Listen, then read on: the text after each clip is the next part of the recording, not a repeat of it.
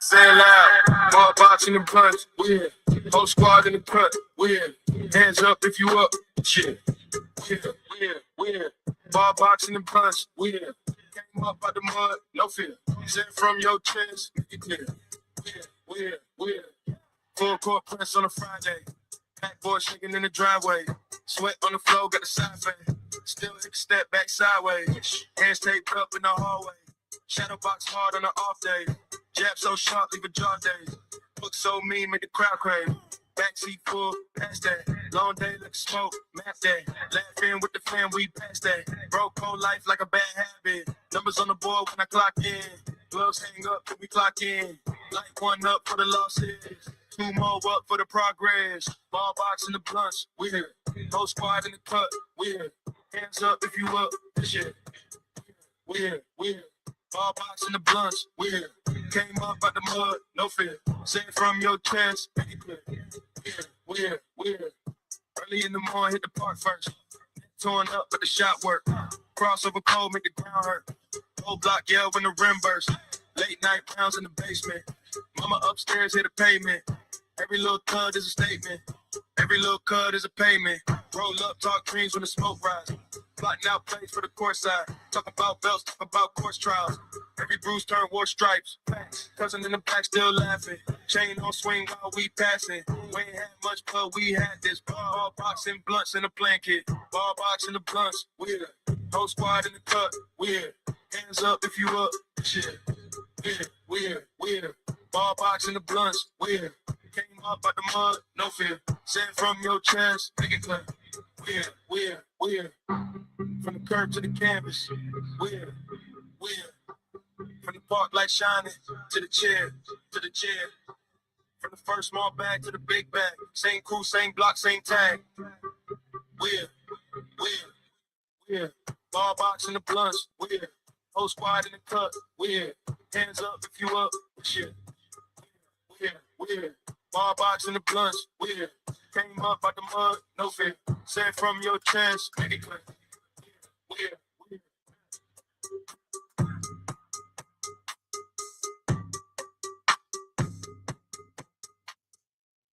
What's going on, y'all? Welcome to another episode of the Smoke Session, man.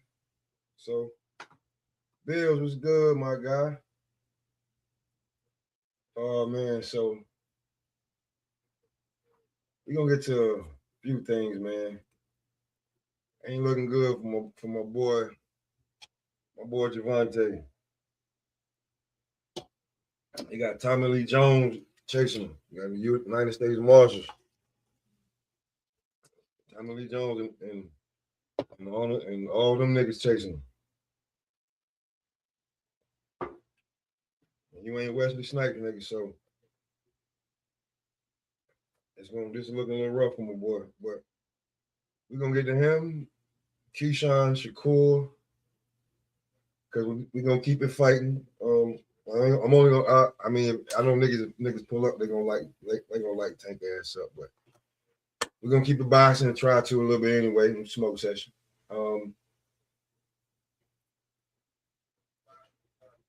I was supposed to do an interview today, but I was in the mindset before I got off work till a little bit too late. I ain't get time to set my shit up, so I'm a little upset about that. Word. I ain't even get a chance to call the boxer, and I'm trying to set it up for this weekend. So I'm trying to set both of them up for this weekend. To be truly honest with you, that's what I'm gonna try to do.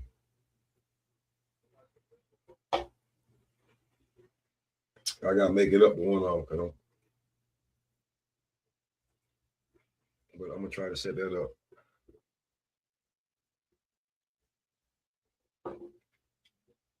Just give me a second.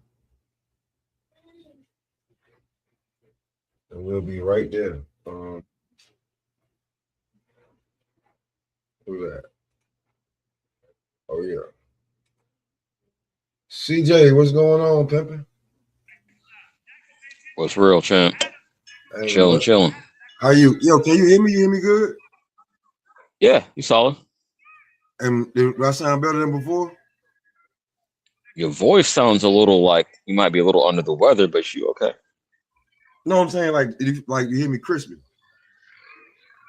Yeah, I'm gonna be real. Not as crispy as usual, but I could make it out easy. It's not like difficult, but not as clear as you usually are. I'm gonna say that. But Yeah, yeah, do what you got to do, champ.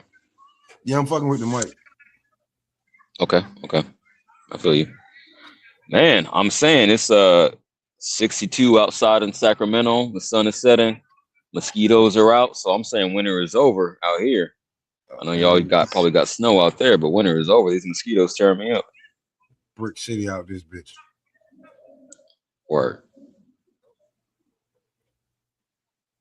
But yo, Yeah. I just hopped up. Oh yeah, Main go ahead. topic of the conversation. We're cooking on. I see Tank. Yeah, His case. Is that what you speaking on first? do you want we can speak on it first? It don't really matter to me, because still in general, like just I don't know, like there's video, but I need to see the video. Allegedly, yeah. They said there's video, Yeah. but I ain't seen it, so I can't judge it. And me, I got to be careful. I'm out here in a public park with children around, but I'm gonna try to censor it like this. I ain't gonna believe a woman off top just off accusation. I need to see evidence, and I don't think that's unfair because I've been falsely accused of some BS I didn't do. So that's where I'm at with it. Some dudes say I'm tripping and I should just believe all women, but I ain't on that type of time at 42 years old. But y'all got it. We don't do that. We don't do that simp shit over here. Word. No, I know you're a real one. You But know what I'm saying? Be about to be okay, simple. as a tank fan, I really want your take before I really take off. There you go. Bars. There you go. Boom. Yo. Yeah, hey, man. I got off late, man. I ain't. No, you good. Hey, we'll talk about it over the phone. But this weekend, perfect.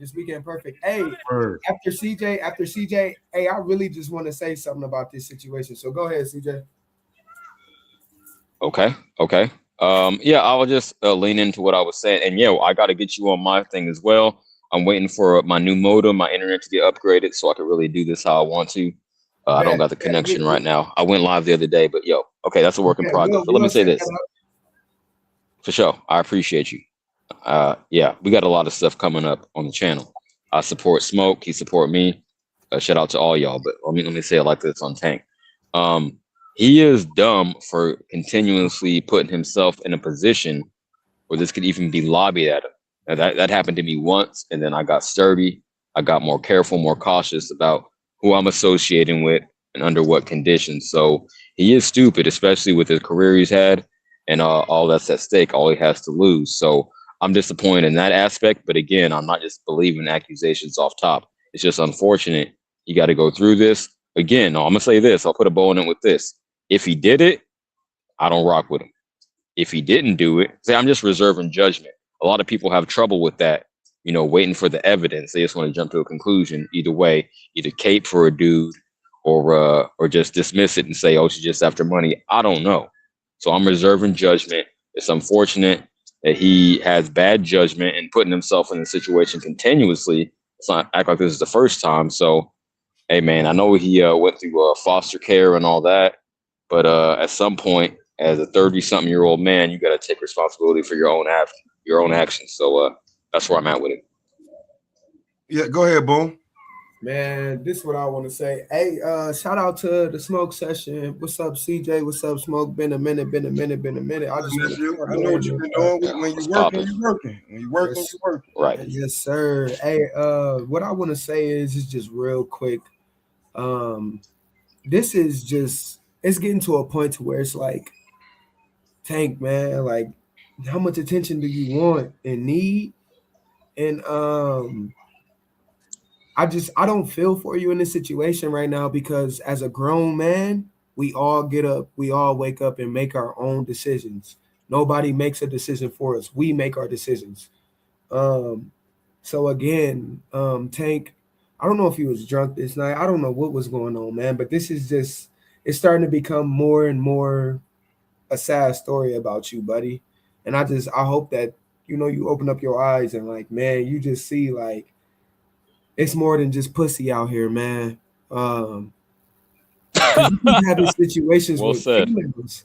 You keep having situations with females, and it's just like, come on, dog. Like I thought you was a nigga. I'm thinking you gonna have beef with a nigga, or you gonna have an issue in the streets, but you having issues with pussy. Like it's getting to a point to where it's like, come on, man. Like you're supposed to be a professional athlete. You're this reigning star, this, that, and the third, but all you care about is pussy. You don't really care about the gym neither. So, man, I'm not, and I'm gonna say this wholeheartedly, and I don't care who look at me different. I'm not gonna pray for you, and I'm not worried about you. I'm not gonna wish you nothing but the best either. Just figure it out is all I can say, brother. You know, and yeah, this is just trifling. This is childish, Tank. Like, Oh, this is the woman in question. I see the Yeah. picture. Okay. so Well, it's just a childish situation. go ahead, man. Yeah, No, I'm done. But CJ was like, yeah, but it's No, because I never put no. I'm not justifying nothing. I never put hands on no woman. I never Yeah. cheated on a woman, so I'm out of that. Wait, when he was like, nigga, it isn't like, you know what I'm saying, nigga, she look what? I mean, I see why he would want to smash, but you taking it, letting her get you in your feelings, that's out of pocket. Come on. Like, bro, like, okay, if somebody tells you, a chick gonna tell you this, we've known each other since like what, I think 2022 or some shit like that, but we've been in a relationship like the last 5 months. I've been smashing since then. Like, cut the bullshit. You know what I'm saying? Word. No, exactly. You know what I'm saying? That happens off top. But it's very rare that it develops slowly, right? So I feel what you're saying. Yeah, it's been it's been off the rip. And then when shit go bad and you done gave them access to your shit and then you start flipping out, he get you this right here. yeah. I'm so glad I never. You know what I'm saying? Hey, my dad did, but I didn't. I learned from that. I learned from his mistakes.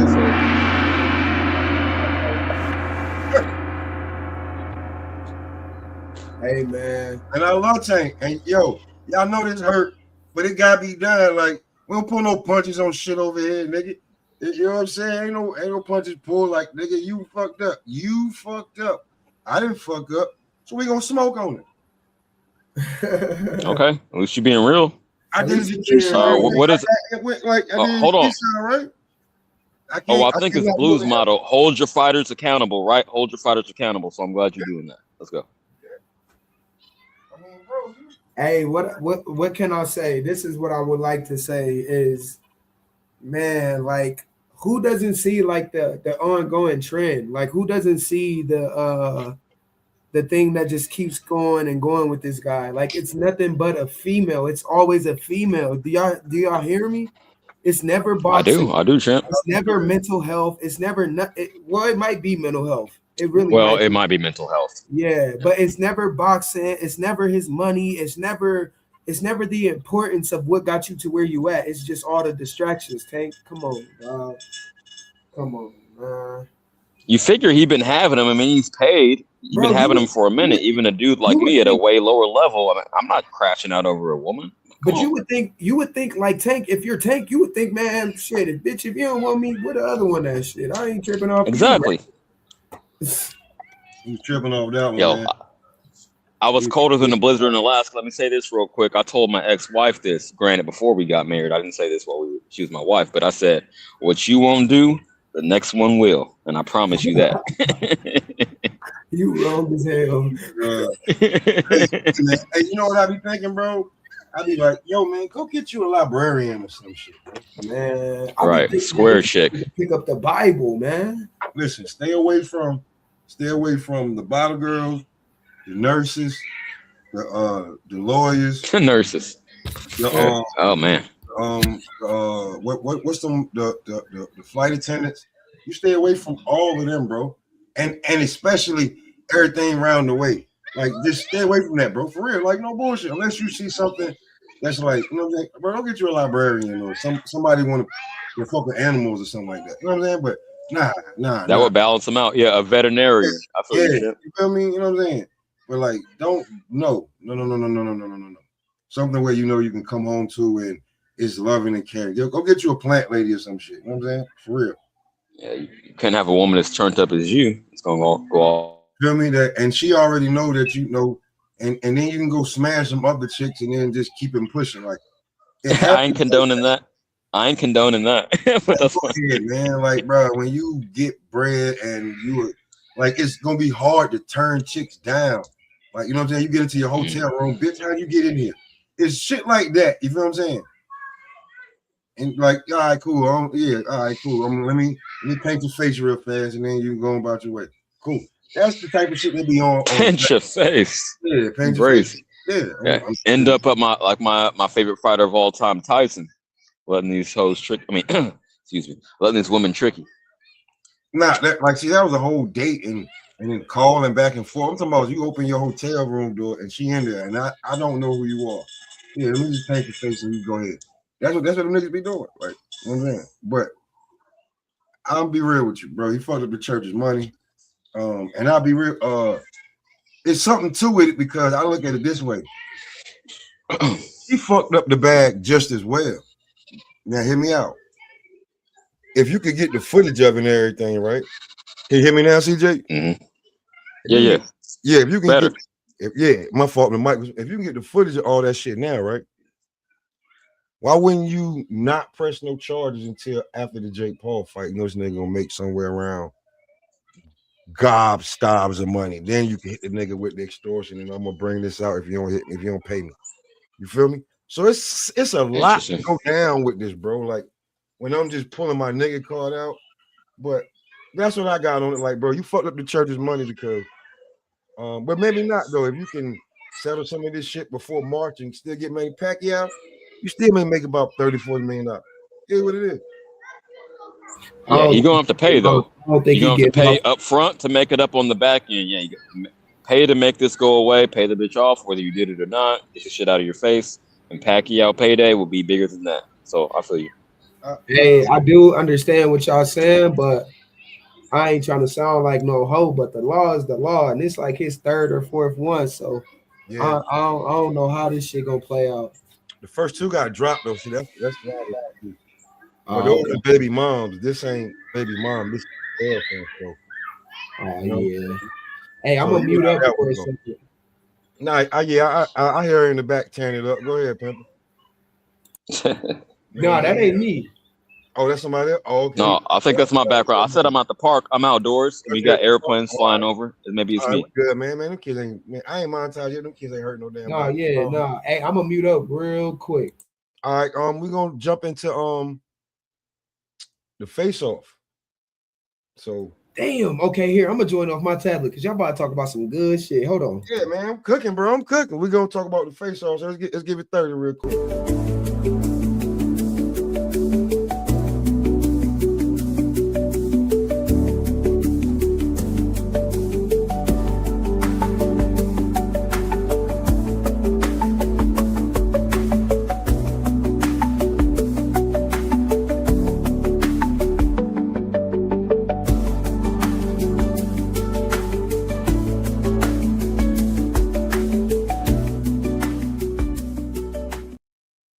Sound better? Let's go. Yes. All right. So, all right. Yeah. Oh, I didn't see this. Go ahead and cook, man. All right. So, the face-off, right? Well, this is just a screen with Mr. The Fasati joint. But this was the face-off that happened earlier today. Was it today? Yeah, January 14th. No, it was yesterday. But I was supposed to watch it yesterday, but I watched it today. So here's the face-off with Shakur. Time is flying. So here we go. We're gonna rock it now. Here we go. Don't try me. Anything dirty will be reciprocated, brother. Don't try me. On January 31st, live on DAZN Worldwide, the best will shout out to DAZN. When Teofimo Lopez, the former 135-pound king, this is Ring Magazine 140-pound champion, takes on Shakur Stevenson, the three-division title holder who is eager to add a fourth division to his collection. That happens in January. Today, they face off.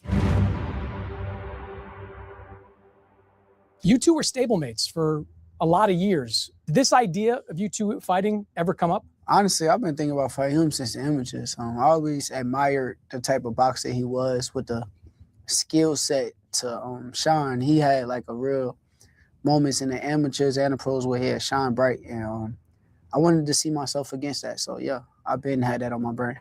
I thought he was on his path, I was on my path, but then I thought like years down the line, not this soon, but years down the line, as long as everybody's still doing their part, that we'll meet. But how you feel about that, CJ?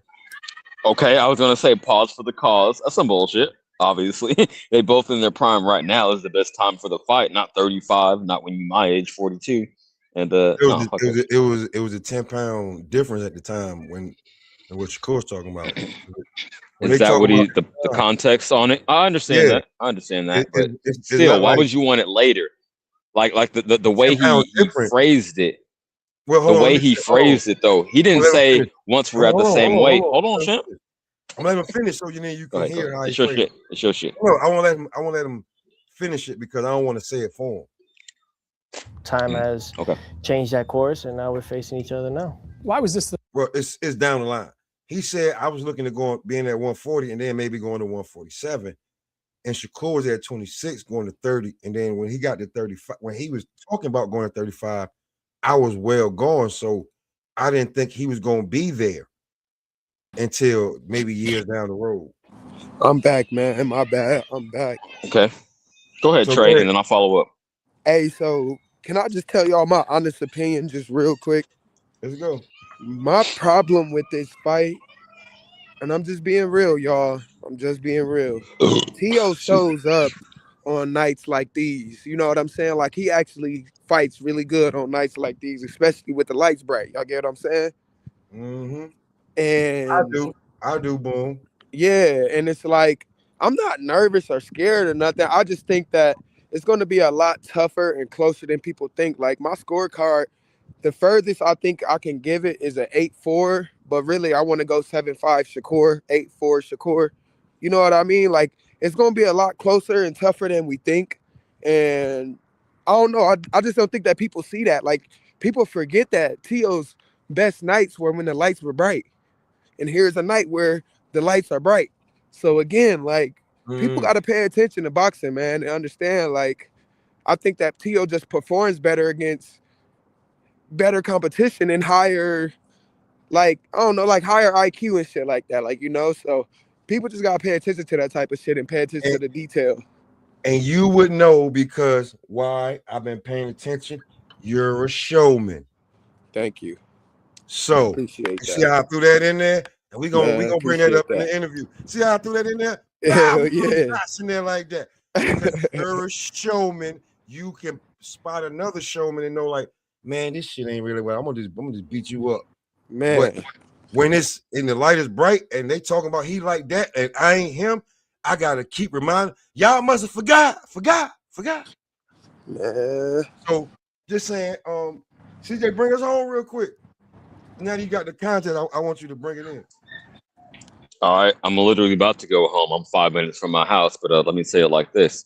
Yeah, when he beat Bernard Hopkins and won the IBF, the Robert Hurt beat him with the left, y'all must have forgot. No, I say that to say this. I'm going to acknowledge that T.O. gets up for the big fights, but it's not. I think this is a style he hasn't faced before. It ain't Loma with the angles. Yada right. It ain't nothing he's seen before. And to be fair, it's nothing Shakur has seen before. So that's why I'm like, I'm 60-40 just because I think Shakur's skill set is higher. His bag is deeper. He can dictate. What I really want to get to is he's more able to dictate the pace of the fight and how they engage. T.O. will have to come forward. They ain't just going to stay in each other's respective corners and not engage. If anyone is more likely to engage, it's T.O., and then he'll get countered. So that's where I got that, and that's why I got 2 racks on it. Well, I'm looking for 2 racks. Nobody's taking the bet. But, yeah, I will acknowledge I'm being fair, and it ain't no racism. I hope you ain't putting that jacket on me, Pop. Like, I'm responding to T.O.'s racism. It ain't about that. I'm strictly talking about the technical analysis of what I see in the ring. I just think Shakur can more easily dictate how the fight plays out. And that's where I'm at with it. That's why I got 2 racks on it. Whoever want to step up, step up. But no. Okay, bow on it. And I already said, but I'm gonna reiterate to make sure y'all got it. T.O. does step up when the stakes are higher. When it's a Loma, like he'll lose to a Who you Steve got? Claggett, right? But when it's a Loma, he got it. So I understand that narrative, and that's why I'm not super certain about it. But yeah, I'm gonna leave it at that for right now. So Who what I you was got? Who saying you is got? he got Shakur. I got Shakur. See now, Good. this You is on what the I was right saying, side of the right? street, my brother. This is what I was saying, right? This is What's what I up? was saying. We have an 11-minute video, right? And I was trying to prolong all of that into, you know what I'm saying, like a segment before y'all gave y'all whole takes on the shit. That's why I was trying to stop y'all. No, I feel you. Because now it's like we already know Come how on, y'all champ. feel while I watch the video, but we're gonna watch the video. We're gonna listen to it anyway. Marky, what's good, Marky? Salutes to everybody on the Salute panel. from the Yeah, salute to island, everybody in the salute building. from the island mans. What's going on? What's going on, Mark? Yes, sir, my brother. I thank God for everybody on this panel. Yesterday was my birthday. I turned 26 years old. Shit is crazy Salute. because Word. my father, I get kicked off Oh, my you a father health youngster. insurance at the Mhm. end of the month, and Okay. I'm sick right now. It's really crazy how life Okay. will work like that. But hey, thank God I'm here talking to y'all, man. How y'all doing? Hey man, What's up, champ? we about to cook on the Tiafimo Shakur face off that was yesterday. I don't know if you saw it. Oh, I didn't even see that. All right, Was there so any pause moments? Was there any pause worthy no moments? pause Any moments. We're gonna AOs? bring it. Pause. We're gonna bring it back. You know what I'm I'm saying? just Because saying it was on 12 seconds. That nigga Tio was saying some crazy shit talking about Jigama. Nah, none of that on this show. We're gonna bring it back real quick, and then I'm gonna stop it at the 12-second mark, and then you can say your piece, and then we keep it moving. Anything dirty will be reciprocated, brother. Don't trap. On January 31st, live on DAZN Worldwide, the best will Hey, that fight the shit sounded best. crazy. When Teofimo Lopez, the former 135-pound king, and Ring Magazine, Good for that shit. 140-pound champion, takes on Shakur Stevenson, the 3-division title holder who is eager to add a 4th division to his collection. That happens in January. Today, they face off. You two were stablemates for a lot of years. Did this idea of you two fighting ever come up? Honestly, I've been thinking about fighting him since the images. I always admired the type of boxer he was with the skill set to shine. He had like a real moments in the amateurs and the pros where he had shine bright, and I wanted to see myself against that. So yeah, I've been had that on my brain. I thought he was on his path, I was on my path, but then I thought like years down the line, not this soon, but years down the line, as long as everybody's still doing their part, that we'll meet. But time has changed that course, and now we're facing each other now. Why was this the right? Okay, Mark, how you feel about that? Because when they talking about it, like Shakur was barely at 30 yet, and Tio was going to 40. So like, how do you feel about the different responses?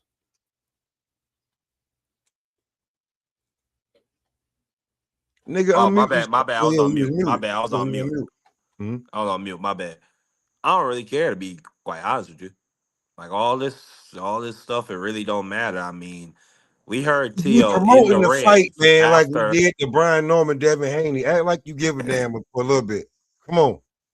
I'm gonna be honest with you. I was typing something, so I wasn't even really listening or paying attention. I Man, apologize, my brother. okay. Of course said he been wanting to fight Tio since the amateurs. And Tio said he didn't think he would fight Shakur to maybe a year or two from now. Well, I'm glad it's happening now. You know, we got the Turk man in the business of boxing. You know, top rank, for at least from what I've heard. They're not really too involved in this promotion. Say his name So, again. Say his name again so we jump in the algorithm more, because you know how old man Bob, Old man Bob and Turkey Alex Sheik doing business. the Turk man. Old man Bob and Turk man doing business. Well, I think I've told you before. I think Bob Arum's son-in-law is waiting for him to pass away so that he could sell the company to TKO and the Saudis. No shit. You act like we ain't see Triple H before. Absolutely. Well, So go. nah, triple. Well, you know, you completely correct. Yeah, that's exactly what triple. Yeah. Shane, get the fuck up out of here. Let's go.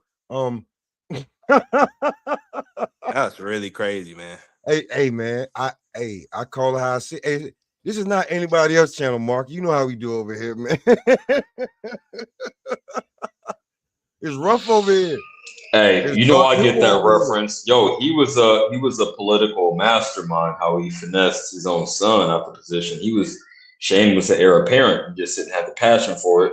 Triple H wanted to take this shit over, and look at him now. So, y'all got it. He right there. So, Well, Shane was a badass, like when he wanted to be though. Like he'll be jumping off like steel cages and stuff, and doing that whole. Like I like Shane. Oh, I I'm like not him. He was talking a about his funny guy. spots. He took some stupid ass he wasn't even athletic enough to do the shit he was doing. That shit was For hilarious. real, But he wasn't. he didn't have the business mind for it. He didn't want to be the top dog. Not bad enough. Listen, say whatever you want about Vince McMahon. That man is one of the great. He might be He really might be the greatest sports entertainer in the history of sports entertainment. yeah, Going all the way back to the goddamn World Cup. Some of the shit that man was just doing was insane. Like when Austin came into his hospital room and beat the hell out of him and violated him, and then he came out on Raw and said, "You violated me, Austin. You violated me." He laughing with a shit-eating grin. Yeah, that was. And then he walked. I can't remember what it was. I think it was what was the name of that guy? The Harlem Heat. He was the Oh my God, Mick in the building. Are we global, y'all? My guy Mick in the building. Salute. What was the name of that guy, Pop? He got Stone Cold beat the hell out of him Booker T. He walked up to Booker T and his wife and said, "What's up, my nigga?" Hey, you ain't gonna never find another Vince, bro. Never in this lifetime. Hey, yo, you know where Vince from? Where you from? North Carolina. Yeah. Y'all boys get down like that. He was also in some other stuff, Pop. You want to claim that too? Yeah. It come with the territory, good with the bad. Wow. He did it. I mean, come on, man. Think about it. Why you think him and Rick worked so well together? Because they were a couple of freaks and they like doing blows. They both come, like one come from having it, and then Vince come from the trailer park. Yep. So, a couple of rednecks from Carolina. We got them over there. Trust me. Really? So we're gonna bring it back to the we'll be here all night. The face off. We're gonna bring it back right here. Here we go. Great fight for you, Teo. The best fight in the best. And I think that since, after a tremendous performance by Crawford against Canelo, you see that type of fight and the magnitude it brings, you want to emulate it. You could have fought anybody as well. 135. Look for unification. For you, why was it the right one? If you look in and around my weight class, I can't get the other big fighters to get in the ring. So you got to go to somebody who's willing to do it, and he was willing to do it. So now we're here. What do you think of Shakur, his style? Great fighter. Good fighter. He knows how to fight. He knows how to box inside, outside. Y'all can hear me? He knows how to use his lateral movement. Yeah. So I think that all those things. Man, my bad. I was in the store, y'all. So y'all know wrestling. Hold on. The clip is on. You can't hear you can't hear this background. Could you hear the clip? You can't hear No, I can't hear it. My bad. Damn, bro, you on the phone. I hate when that shit happens. Jump off and jump back on. Word up. Bet. My bad. I'm so sorry, y'all. My bad. Nah, you good? Cause you're a decent guy. You're a decent guy. Yeah. For a minute, blame this nigga Pop. It's Pop's fault. Blame it on Pop. Blame it on Pop Promotions. Yeah. I take full responsibility. It was your fault. It was all your fault. So what, man? Hey, listen, my executive producer in the building, Bills Boot Camp. What it do? Yeah, what's good, Bills? Man, what's good with y'all, man? All gas, no brakes. I here at the job, man. Trying to make it to the car. Hold on. I'll be right back. Okay. Y'all All can right, boom. yo, Yeah, we yo. can hear you. Yeah, we can hear you. All right, bad man. My bad. I was in the store, man. I'm taking care of my wrestling team tomorrow because they've been working so hard. So I done went on ahead and did all this extra shit. That's why I was on mute, y'all. But I'm back, man. Let's get it Hey, rocking. salute to you. Salute to you. That Yes, word. That's sir. salute. So I'm gonna play this clip. I'm gonna play like a few seconds real quick, and then I'm gonna let you respond. Style. Great fighter. Good fighter. He knows how to fight. He knows how to box inside, outside. He knows how to use his lateral movement. So I think that all those things I need in order to enhance my skill sets and also to challenge myself, because we can't say we are the best if we don't see it or look for it or even go out there and test it. You've been critical of him, though, in over recent months. Like you said, he had the power of a 6-year-old at one point on social media. Did yeah? You had a lot of tweets over I don't that. even remember. Now, how do you? I'm gonna let you like two respond in a minute, but how do you feel about what they said Tio has said about him in the past? Go ahead, he bro. sound like your boy Donald Trump. Like your boy Donald Trump. Oh, I said that? Yo, listen, hold on, man. I never said I that. ain't I asked never you, said Marky. that. I asked Bo. I ain't asked you, Marky. Go ahead, Bo. Go So ahead, Bo. so this is how I look at it. And I'm gonna be honest with you. Tio always has this line that he forgets everything he says. He forgot when he said nigga. He forgot when he talked about Buzz saying what he said on live when he was hitting the bag. Like he always forgets shit. But one thing he ain't gonna forget is that ass whooping coming. Okay, the 31st. He's not gonna forget that, and I could promise you that. But the thing is T.O. he says a lot of shit for antics to sell the fight, to do things, and I respect it. But T.O. has to back that shit up too on that night. You know what I mean? Can't sit and talk for too long. Can't sit and run his mouth for too long. You know what I mean? And hopefully after this ass whooping, he put some respect on black people because we deserve it, So that's how I All feel right, about it, man. all right, Bills. How you feel? And one more thing. Hold on, Bills. All right, go And ahead, Bo. and hey, for the fight for the champions that be out here, like I'm talking about the world champions, the champions that have the belts. Don't let another man touch your belt, rub your belt, get close to it. None of that. That's a sign of weakness. That's a sign to me that you lost. If I could tug on your belt, Shakur tugging on y'all belts, man. Open up y'all eyes, man. Come on, man. Go ahead, Bills. What up to you, player? What's going on, man? You good? Hell yeah, Camp good, man. Everything good. I'm Oh coaching, I'm man. training. But We getting T.O. to ain't it. scared to smack a nigga though. T.O. ain't scared to smack a guy. I mean, you can act like anything in front of the camera, Yeah, and you but ain't he's gotta be scared to motherfucking get get your ass amnesia. whooped. He get amnesia when that motherfucker right there staring down the barrel of a gun. That motherfucker say, "Hey, you say he hit like a 6-year-old?" I Oh, never said that. That's a what? hoax. It's an absolute hoax. What I say? When I say that, I don't remember. Oh, I bet you don't. You gonna It's an feel these absolute six. hoax. You gonna feel these 6-year-old motherfucking paw when he put him on his ass 100 times. But I think go ahead. what happened if Shakur get put to bed though, like Bills? What happened if that happens? We go say T.O. did what he had to do. I mean, I'm gonna give him his props. I'm not gonna shit on him, but until that happens, see, we always say, what if? It ain't gonna be no if. What if motherfucker Shakur knock T.O. out? Is we gonna give him his motherfucking crown or not? No, y'all Man, gonna say, I'ma oh, I'ma that was throw lucky. straight shit on T.O. grave. That's what I'ma do. Pack him. But All right.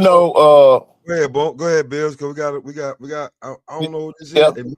I might yeah. know. I might not. Go Yeah, ahead. I got a call my old lady too, but yeah, and on the Tank situation, see, that's why you don't fuck with certain people, man. You should have left Jake Paul alone. Now, all kind of shit be happening dealing with these industry motherfuckers, man. You better start realizing, man. I ain't on your side, I ain't against you, but all I know is when you mess with certain people, you get motherfucking bullshit prizes, and you about to get one. Hey, you about to get one. Say less. Hey, it's my belt. Who that, man? Hello. Mick, go ahead, man. You be What up, man? What's going on, bro? What's going on, man? So before I know you've been listening. So before we get the T.O. Shakur, how you feel about the Tank situation? And you can just go into the T.O. and the Shakur thing. Like, just Tank should just fucking be put away, put in their jail cell, and let him rot, man. Damn. If the video evidence is what it says it is, then man, this dude will never learn. You All think they're right. gonna find Tank? You think the feds gonna get Tank, or you think Tank gonna go on a run? Nah, You think he's gonna take a flight out there to Ireland? Nah. Listen, best thing is turn yourself in. You don't got enough money to go over there and sit like Russell. So turn yourself in. You I get mean, but this is a stupid, irrational. turn yourself nigga, though. in. No. Listen. I don't care how stupid and when it comes to street shit, you already know. Turn yourself in. Shit breaks down the Yeah, longer my you vote. sit in there. So turn yourself in. So Mick, Deal with that box. T.O. and Shakur, how do you feel about so far how we rocking off? And then we rocking right now. We got some guys in here right now. My guys So, just pulled up too. So go ahead, Mick. so Yeah. I've been doing a bit of digging into some past fights, the two of them today, and like, there's a narrative that Tio steps up for these big fights, but good to remember that. Like, people will forget this. When he beat Lomachenko, it was in the bubble. There was no fans there. But when he lost to Kambosos, it was outside. It was outside COVID conditions. It was a full hula theatre. So, like, for me, that's the big step up moment. He actually failed in, because being that champion, he couldn't defend his belt at home in front of a crowd. And then you look at the Josh Taylor fight, pretty close. But Taylor for me was a short fighter. Even as far back as like Postal when he beat Prograis was kind of a I shot would as agree with well. that. I would agree with that. So, like, there's been this narrative that Tio steps up to the big fights, but one was behind closed doors, and the other one would be Josh Taylor. Wasn't the fighter he was 3 or 4 years before that, and then he lost to Kambosos in front of a crowd. So when you start to turn that narrative around, it's like, man, did he really step up to these big fights? Or was it the fact there was nobody there to watch him? And then did he feel the pressure when he actually had fans in front of him?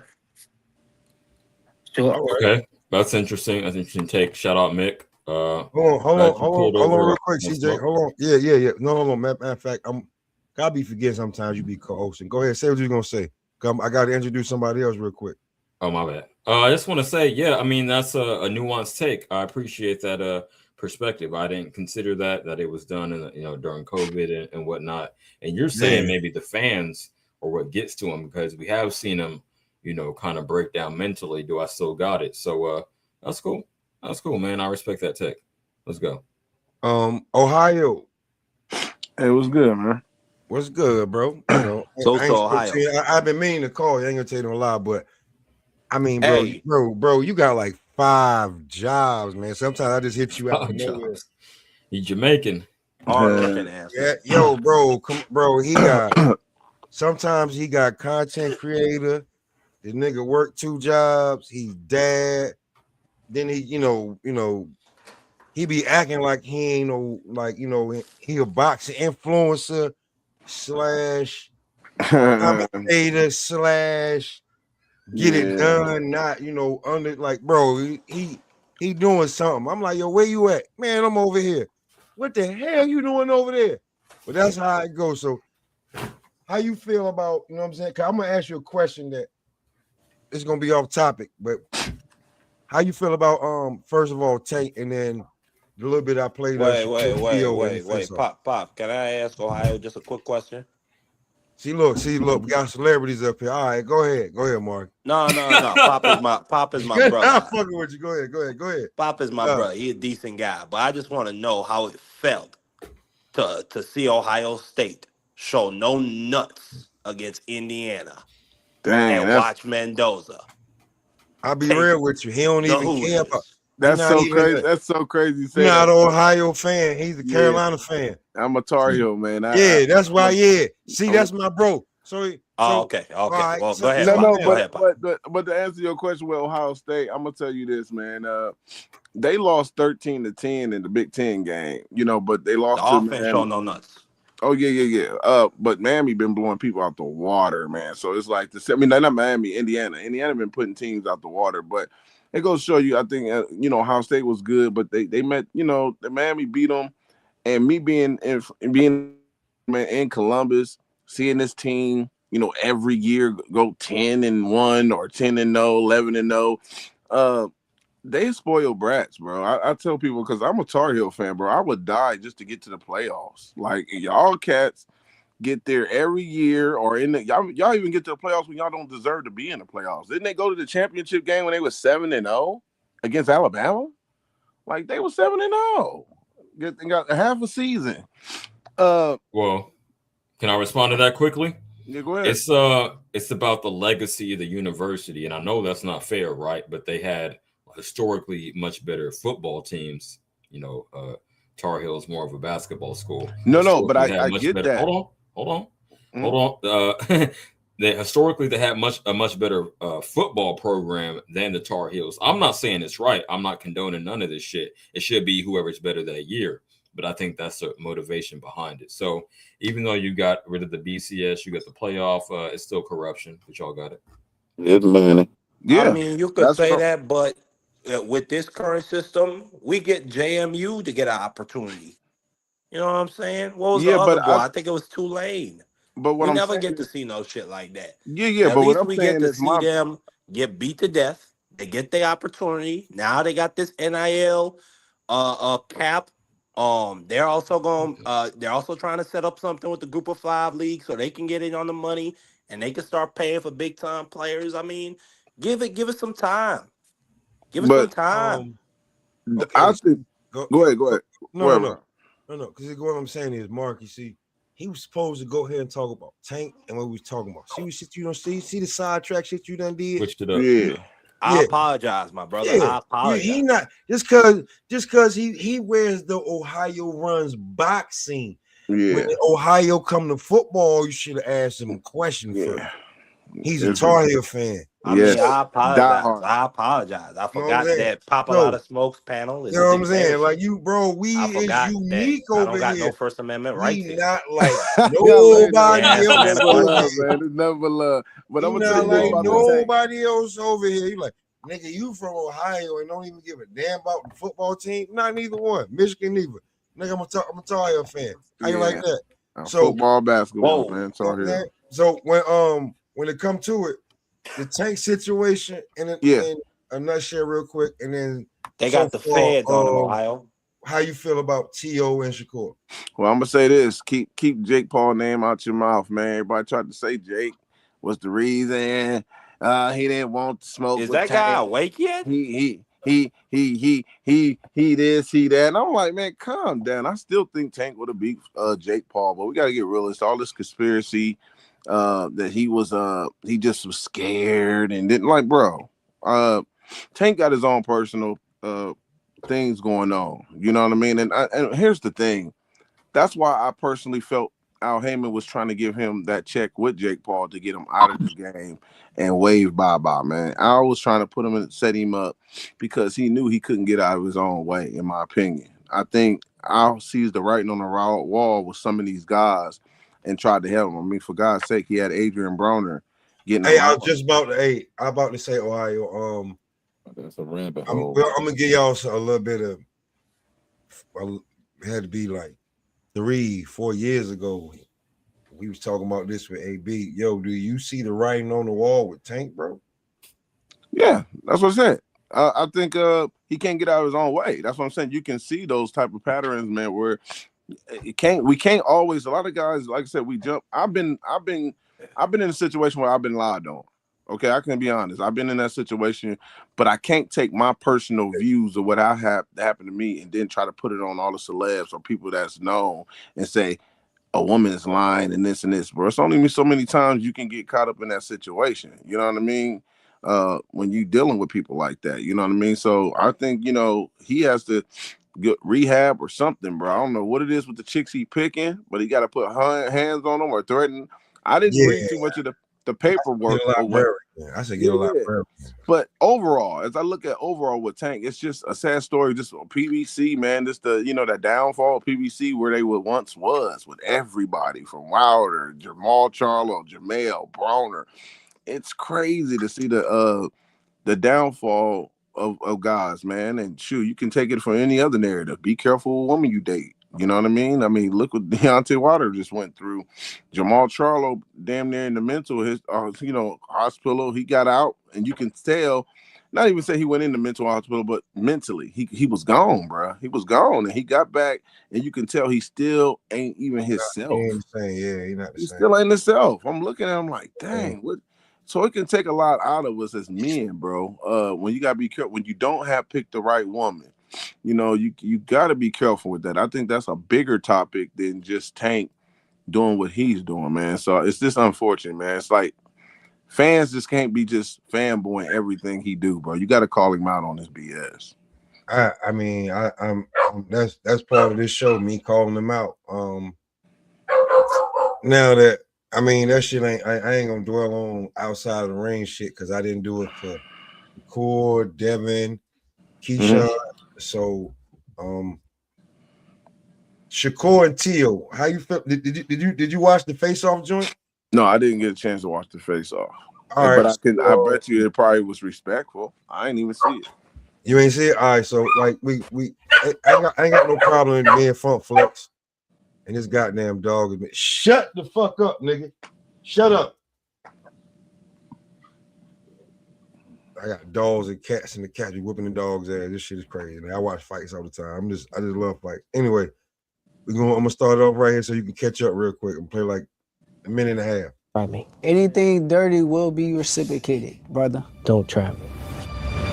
On January 31st, live on DAZN Worldwide, the best will fight the best when Teofimo Lopez, the former 135-pound king, and Ring Magazine, 140-pound champion. Did this idea of you two fighting ever come up? Honestly, I've been thinking about fighting him since the images. I always admired the type of boxer he was with the skill set to shine. He had like a real moments in the amateurs and the pros where he had shine bright, and I wanted to see myself against that. So yeah, I've been had that on my brain.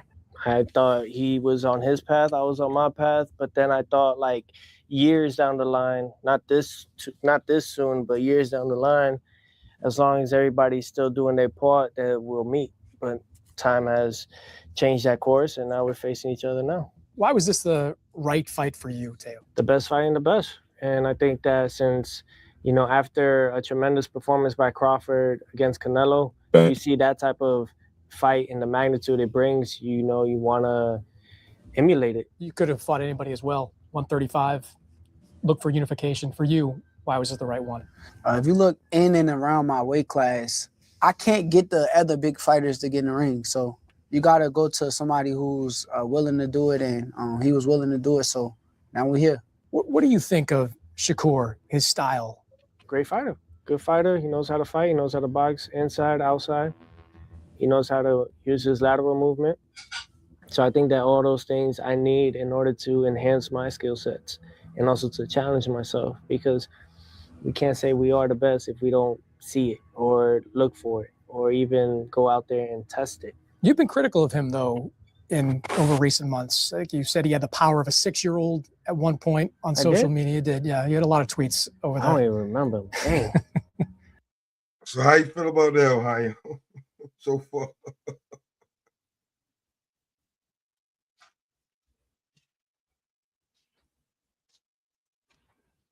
I think you're on mute. Ohio, how you feel about that? Well, hey, Tony, where you at? Seeing in the background, what's up? So how do you feel about that, right? So, you know what I'm saying, talking about this Tio and Shakur so far. Because I don't know if you saw the Yeah, I saw it. So how do you feel about it? I feel about it like Shakur is biting on the bait that Tio is doing what I do to Gooch. He's baiting him, and he knows exactly what he said. And he trying to get Shakur out of his element. So Shakur fights like Devin did against Ryan in that fight, and fights angry and does everything he needs to do to give Tio the most advantages that he can get in that fight, because that's a fight Tio should not win unless Shakur fights dumb and emotional. So I think that's what he's doing. I think he's baiting him. He knows exactly what he said. But the thing about it is, when you piss somebody off and you said something that you know makes them mad, the worst thing you can do is act like you don't remember saying it. So that's what he's doing to him. It's all strategic. As far as Tank Davis goes, which I was talking about earlier, like, bruh, you can't blame that shit on women. Like, you could blame that on a woman, but this man keep doing it. At some point in time, you gotta look at you gotta look at the common denominator. That's like, it's like it go like this. It's like females that be talking about men ain't shit, but then yet they only date the same type of dude. Like, that's you. You making them decisions. You picking the people you pick. Every single one ain't gonna be like that, but being that every single one's like that, you the common denominator. You the reason behind it. So I don't show no sympathy. I don't really care. You the one making your decisions. You's a grown ass man. That dude 30 years old, and people still talk about him like he's 16. They call this grown because he's a hobbit. They call him a little kid. That man ain't a kid. He ain't a boy, a grown ass man. So at some point in time, you got to be held accountable for what you do. First time, okay, we could be with you. Second time, now it starts getting questionable. Third time, come the fuck on. Come the fuck on. But anyways, how I see it is this, sum it all up. Hey, Tank got to stand on what he's done. Nobody forced him to do what he does. Yes, women can bring the worst out of you, but at the same time, if every single woman's bringing the worst out of you, then that's just who you are. As far as Teal goes, like I said, he's just baiting them like I do Gooch, because I did the same thing to Gooch. I was like, I said that? Knowing I said it. So, Ohio, how do you feel about what you heard so far with Tio and Shakur? Yeah, it's I think when Shakur seemed like could he be possibly playing it safe so Tio wouldn't leave the fight? You know, he's used to having guys, you know, getting on big stages that's supposed to fight them and don't show up. You know, let me make sure I say what I need to say. You know, and it seemed like his respect with Shakur too. It's like I don't think he really, you know, coming at him really too much sideways where it's gonna be real nasty, man. I think Shakur is playing. He's playing 11-minute video. It's 11-minute video. I'm gonna play though. Oh, it's 11-minute video. It's 11-minute video. So he does come at him sideways a little bit. Yeah, it's 11 minutes. 11-11. As a matter of fact, it's 11. Let me hear that then. All right, because I ain't heard the whole thing. Anytime somebody wanna, we gonna run through it. Anytime somebody wanna be like, hold on real quick, just let me know. I'm here. I ain't going nowhere. I don't even know what I'd be doing. But you seem to believe that 140 may be a bridge too far for him, a step too far for him. Shakur was honestly the most flawless from 123 all the way down to 114. Since then, he's had his shares of victories. I think 135 was his top tier. 140, I think we just got to wait and see. You know what I mean? And for him to even come up to do that, you know, I think he deserves his flowers for everyone else out there. You know, guys trying to go more down into the ranks of top 5, top 3, and eventually top 1 for pound. But that ain't what you said, bro. What'd I say? I gotta remind you. You said basically I'm good at the lower weight classes. The only way that I'm going to be good is I fight at 126 pounds against guys like Inoue. But once I move up, you're going to, I can't compete at this level at that weight class. So that's what you said. When did I say this? I want to say it was the Danza Project. You was sitting there doing the interview, and I want to say that's what you said, yeah. So about like 2 years ago. Yeah, you said I can't move up.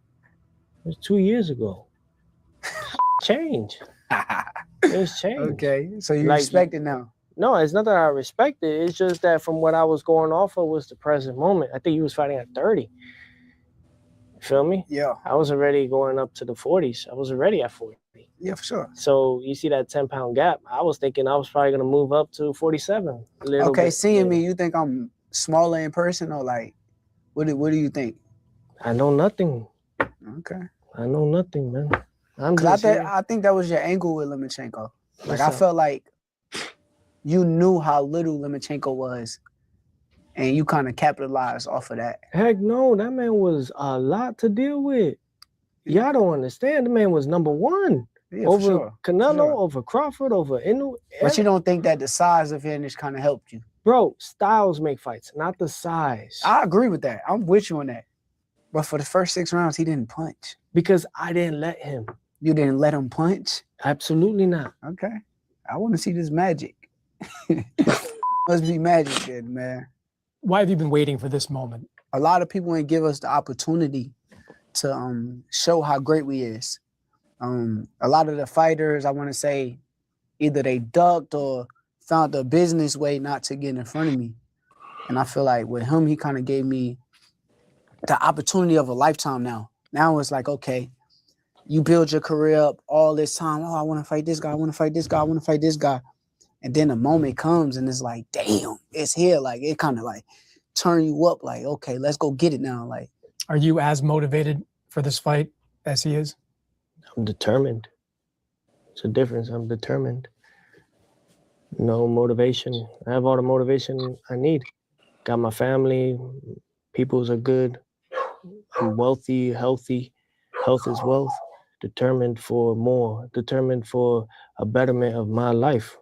You know, we're just coming off the press conference where it seemed like. So, halfway in, how y'all feel? How you feel about that, Ohio, Tony?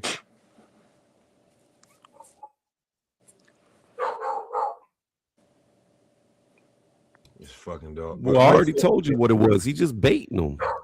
He baiting him. He baiting him. He knows what he said. Just like he was like, how long ago was that? 2 years ago. That was then. This is now. It's changed. He knows what he said. Yeah, but do you think that was like realistic? Him being reasonable? I mean, it was 2 years ago, and he talking about him wanting. He didn't think he would be able to come up that far. I mean, I think he being reasonable when it comes to that situation. You know what I'm saying? So I don't think, you know, from what I'm hearing, he seemed like he was talking about that was 2 years ago. He didn't deny it, you know. But you know, Shakur got some bullet points where he's trying to look for motivation going into this fight too. But another thing, Shakur is I think he's comfortable fighting against a Tio because the same thing he's trying to say about Loma with Tio, you know, he does that himself too. I see Shakur when he's fighting guys he didn't spar before, and he's comfortable. He gets off on them. He's more confident. He throws his hands a little bit more when it's a guys that he's been sparring with or he's familiar with, you know. So I think that's the interesting part about this fight where Shakur will he let his hands go a little bit more or try to dominate Tio because he sparred Tio and been familiar with Tio and watched Tio. So that's gonna be interesting. Hey Mick, anything you want to say while we in? Before I play the rest of it? How you feeling? So for me, just trying to think of the best way to describe this is, like, I think everything that I've seen at press conferences and all these kind of face-offs, like Shakur's trying to like be the trying to think of the best word for it, be shown that he's like more grown up and he's no want to be back and forth with shit, and like just shows that Tio I'll say shit and then backtrack a bit, but like I think in the whole promotion kind of thing is this is where Shakur's in front of the world, so I think he's trying to like give off this kind of he's not a boy anymore, he's a man, where Tio will just muck about. But I think he called his bluff there, with saying, oh, you didn't think it was going to come up and that kind of thing. It's just mind games, really. Back and forth, right? Yeah. Obviously, Tio, like before, had went into the gay shit and like for me, that's he's just looking for it to be entertaining, but that's just his mentality as well. Yeah. So we're gonna run through this real quick, and then we're gonna get into Keyshawn and how he looking on it because he doing the same little thing. Teofimo Sr. was doing his best to try to get you to commit to fighting the same way he did against Zepeda. Truthfully, I fight whatever style to win. Whatever style comes up that I gotta win a fight is what I'm going to do. So I'm not worried about anything he's talking about. So I just hope they don't expect that version of me. Expect a better version of me come fight night for sure. What version of him do you expect? I expect no version. It's the beauty about boxing. You can't expect any version on the fighter. Or do you want to see him fight the way he did against Zepeda? I want him to do what he believes is his greatest attribute. Do that. He is statistically the best defensive fighter in boxing. What do you have to do to break that defense? There's a lot of different ways to do it. And although some may think it's illegal, it's still legal. So it's just all about making sure that I practice it, Bruce Lee mentions it. Bruce Lee mentions anything dirty will be reciprocated, brother. Stylistically, when you see a fighter like him, it is not illegal to do certain punches and throw certain punches or hit certain areas. It is not, as long as it's not below the belt line. All right. Tony, I'm going to go to you first. All right, what's your question? What Tio just said. I mean, basically, he telling him, I'm about to hit your ass in the leg. I'm going to slow you the fuck down. It ain't illegal because I'm going to get these warnings. Facts. And you better go ahead and guard your thighs. Get that low guard because I'm coming for him. See, because I watched this, right? And that's why I was like, people going to be saying it, but when I stop at a certain point, they're going to be like, oh, hold on. Because Shakur is showing us, like Ohio, I don't know if you know, but he's showing us like what he's doing a little bit, tiny bit, and on his YouTube channel now. I don't know if you saw it. No. And just like Keyshawn was doing, like, you know what I'm saying, big himself up, he's doing it. He's got the Shakur Stevenson channel. You know what I'm saying? Like, yeah, just like Jared was doing and all that shit. Same shit, bro. So so you already know. Like, I don't know how it seemed like, but remember I told you about Jared, then Keyshawn, you was like, well, okay, at least they trying, but the last two fucked up. Mm-hmm. You know what I'm saying? Just like what we saying it, but so how do you feel about what Tio just said?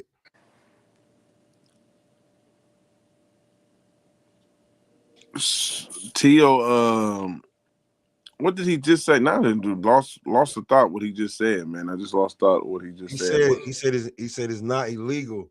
Oh yeah. Okay, I got you. Yeah. No. Tio, and I gotta get off in here in a second, man. But Tio, it's cool. Cool, bro. No, Tio is actually, to me, that's the only thing I think he can do to pretty much make this a entertaining fight. He got to be dirty a little bit, man. So he talking about, dirty taxes. I got to hit him low, and Shakur is saying, oh, if you do that, I got to do it. Well, that's cool. You know what I mean? But if you matching my energy, then obviously I'm going to be able to take you out of your game.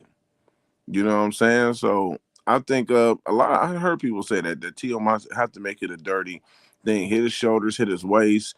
You gotta force him to be uncomfortable. You gotta get him to fight back in a way where he's gonna stand there and trade with you instead of act like Tio don't punch you in your joints, man. That shit hurt. Tio punch you right in the joint where the shit hurt.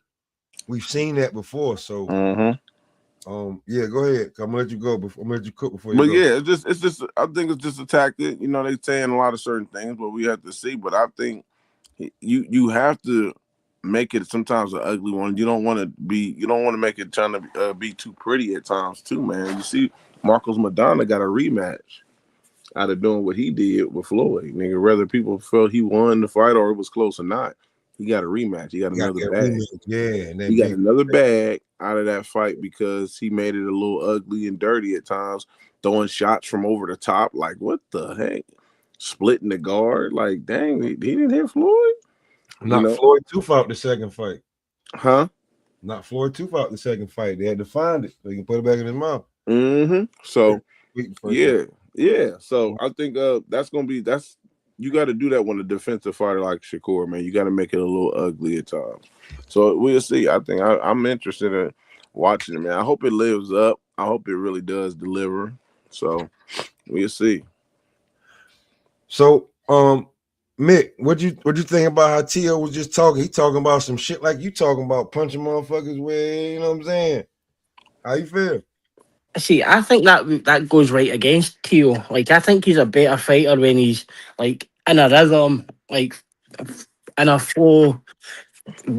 Like no consistently holding, breaking up. That suits Shakur. I don't think that suits Tio when the way that he fights. He's better off in a rhythm, controlling the fight, controlling the pace. But like, if you want to go and like hold on to Shakur and like, I just didn't see that suiting Tio, starting and stopping. I think Shakur wins the mental battle there. I think Tio's better off no going and doing that because I just think he's a better boxer when he's flowing through the fight. Like, starting and stopping doesn't suit Tio.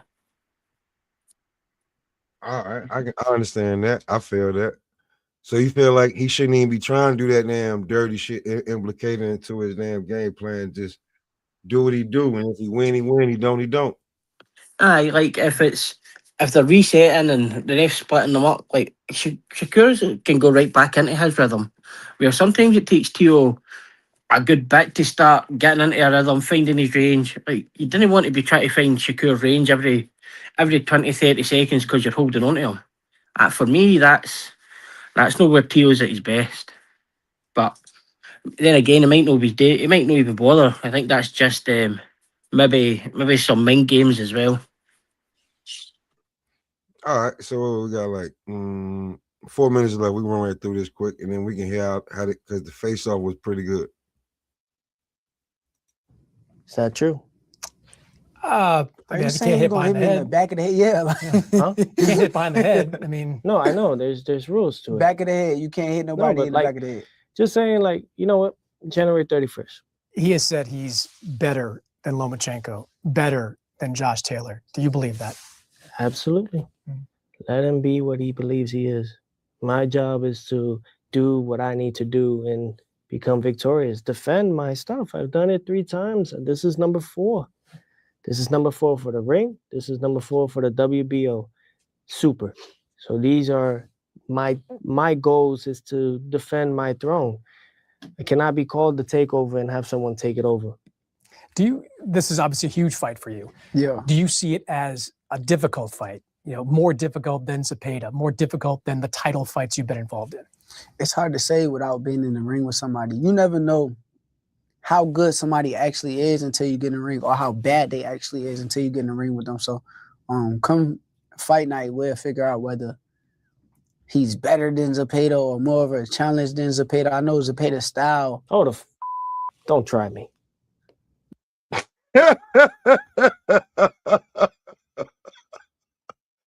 See, that's what I was saying. Like, Tio's way better than Zepeda, man. Like, get the fuck out of here. I got him to bite though. Like, that's probably the first time I've seen Tio react to him, eh? Yeah, you know what I'm saying? Like, man, like, hold on, man. Like, you trying to put me on Zepeda's level? Like, that's different right there. You know what I'm saying? But I'm gonna go ahead and get through this. That was just one, like, that shit right there. Tio was like, I'm not hearing that shit, nigga. Like, don't play with me. Nah, I'm just saying, bro, like, you ain't fight a fighter with that kind of style yet to know, like, whether he's Shakur, he fought Claggett. It's the same shit. You know, that's all I'm saying. Don't try me. You bring a different style to the table, brother. Teofimo, what are people going to be saying about you after this fight? People say a lot of things, man. People say whatever they want. I think that's the thing, man. They gave people the so-called control or power of a narrative that would matter, and doesn't really matter. I don't care what people tell me or what they say after this. I don't care. Just tune in, just watch. That's it. Just tune in, watch, see the fight, and you could go from there. But I can't stop, and I'm just not going to stop at what I'm going for. Shakur, I'll ask you this: what do you want people saying about you after this fight? I want people to know I'm the best. That's my main objective. I'm here for the best versus the best.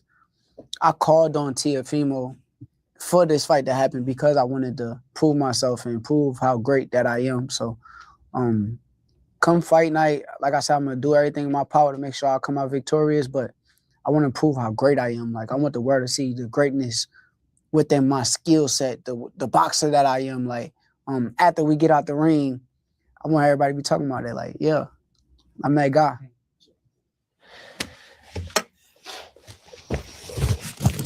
You're not gonna get that all the time. If you go for people's expectations, if you go for people's expectations on what you're gonna get after that, you're gonna always be disappointed.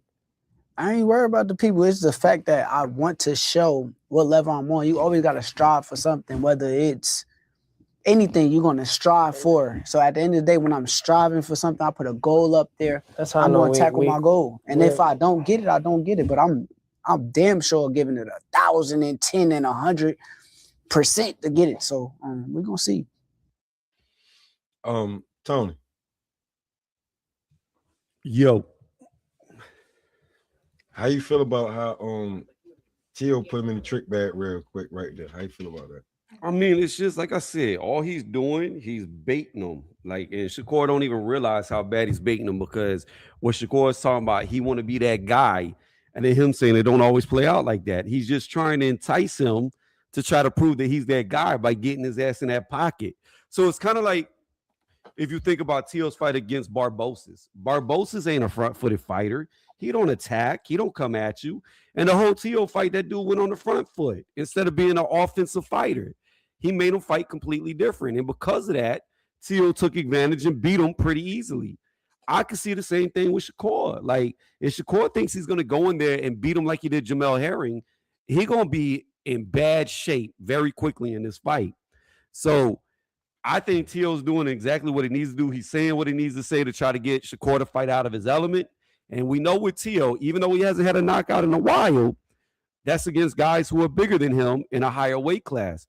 Shakur, while he may look bigger than him, like standing beside him, still Shakur started a smaller weight class and he's coming up. So again, that no knockout could happen if this dude just falls into a trap trying to be aggressive. So I think that's all what it is. It's just Tio trying to bait him, trying to fuck with him to get him to come inside the pocket and trade. And he's going to say whatever he needs to say to get him to do it. But the fact that Shakur set himself, like, it seemed like he set the trap for Shakur to set himself up, is what I'm saying. Well, yeah, and that's what I'm saying. I agree with you. He just keeps doing like I told you, man. This is classic. This me versus Gooch, and Tio winning every time and I win every time. That's all this is. So I'm gonna ask you this: are you impressed with how Tio is playing the entire level of the boxing game with this? Are you impressed with it? That's what I'm asking. I'm impressed with the way he's playing the mental game, but I believe when they get in the ring, it ain't gonna fucking matter. He gonna get picked the fuck apart. All right, okay, but I just want, because it's there's more than just getting in the ring and just fighting. Like, so Mick, how you feel? Your turn. So, like, I think both of them have always felt that they've never got the credit for boxing fans for what they've achieved, especially Tio. And I think when Shakur said that, like, I'm looking for to prove to be the person, and Tio turns in and says, well, you're not always going to get that. There was a wee bit of disappointment in Tio's voice there. But like, I think both of them, they feel as if Tio's a two-time lineal champ, Shakur's a 3-weight champ. and we both feel they didn't get the credit they deserve. But I think in the ring, Tio's always tried to play to the crowd at the end up, where Shakur will just stick to a game plan. But I think both of them are. This is the fight where it puts both whatever the winner right into show. Like you've got to give them the respect that they deserve now. But I think they're both disappointed they've never had that kind of respect for the boxing fans. All right. So, Bo, what's good, bro? Hey, what's going on? Ain't much. I was just about to finish the rest of this little face off that they had on the zone between Shakur and Tio. It's like 11 minutes, so I'm gonna just finish this. Yeah. But have you been watching or you just pulled up? I watched it yesterday. Yeah, it was on the zone. I watched it yesterday. Okay, so how do you feel about the interview? Because then I ain't gotta play the rest. Because well, before you say anything, let me play the rest because you seen it. Because only 2 minutes left. You're about to say something there. That's how you know what. That's just how I know No. where we lie. Okay. That's how I know where we lie. Will we lie? Where it's so different, bro. That's cool. That's cool. That's why We you're ain't meant southpaw, to be I'm orthodox, and that's exactly. We're not meant to be the same. Not meant to be the same. No. But I'm coming to put on the show, bro. All right, January 31st. Looking forward to it, guys.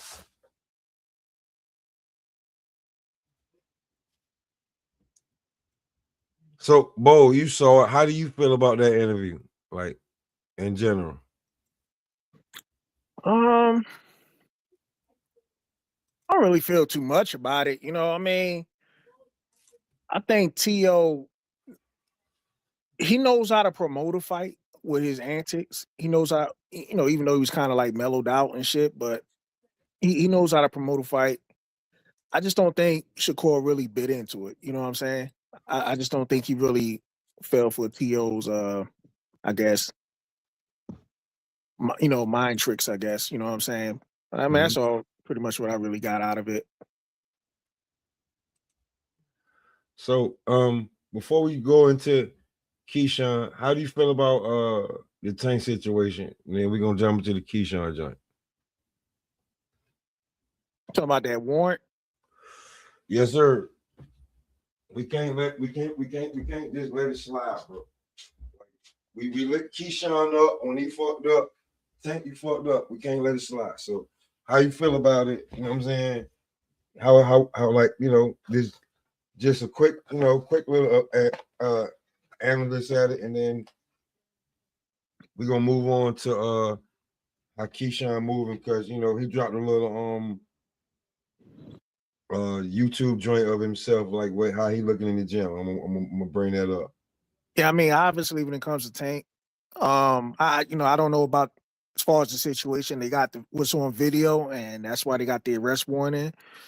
But as far as Tank, I mean, he always finds himself in these situations.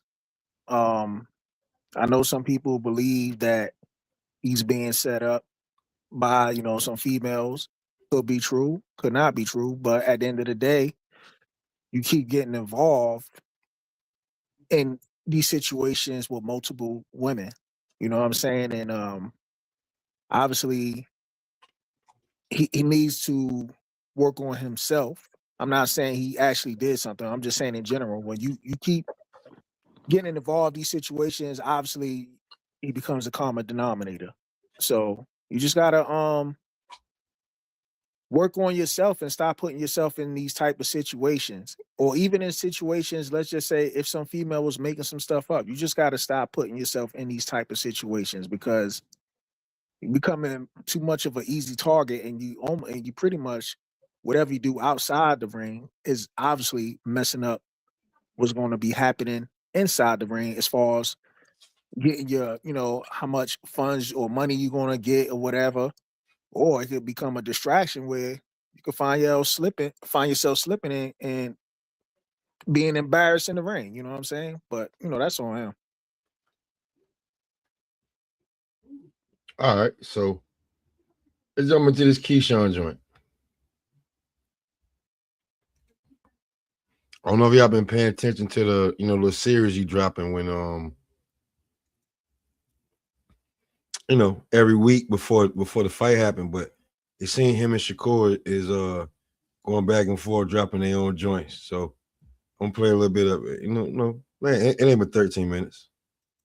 Ready to see that couch? That's right. The Eagles lost. How much y'all on the couch with us? It's like a hater to me. Yeah, I am a hater. I will tell you that. I am. Fucking hater. The fuck go around me? Jinky. Them booty ass feelings. Jinky ass nigga.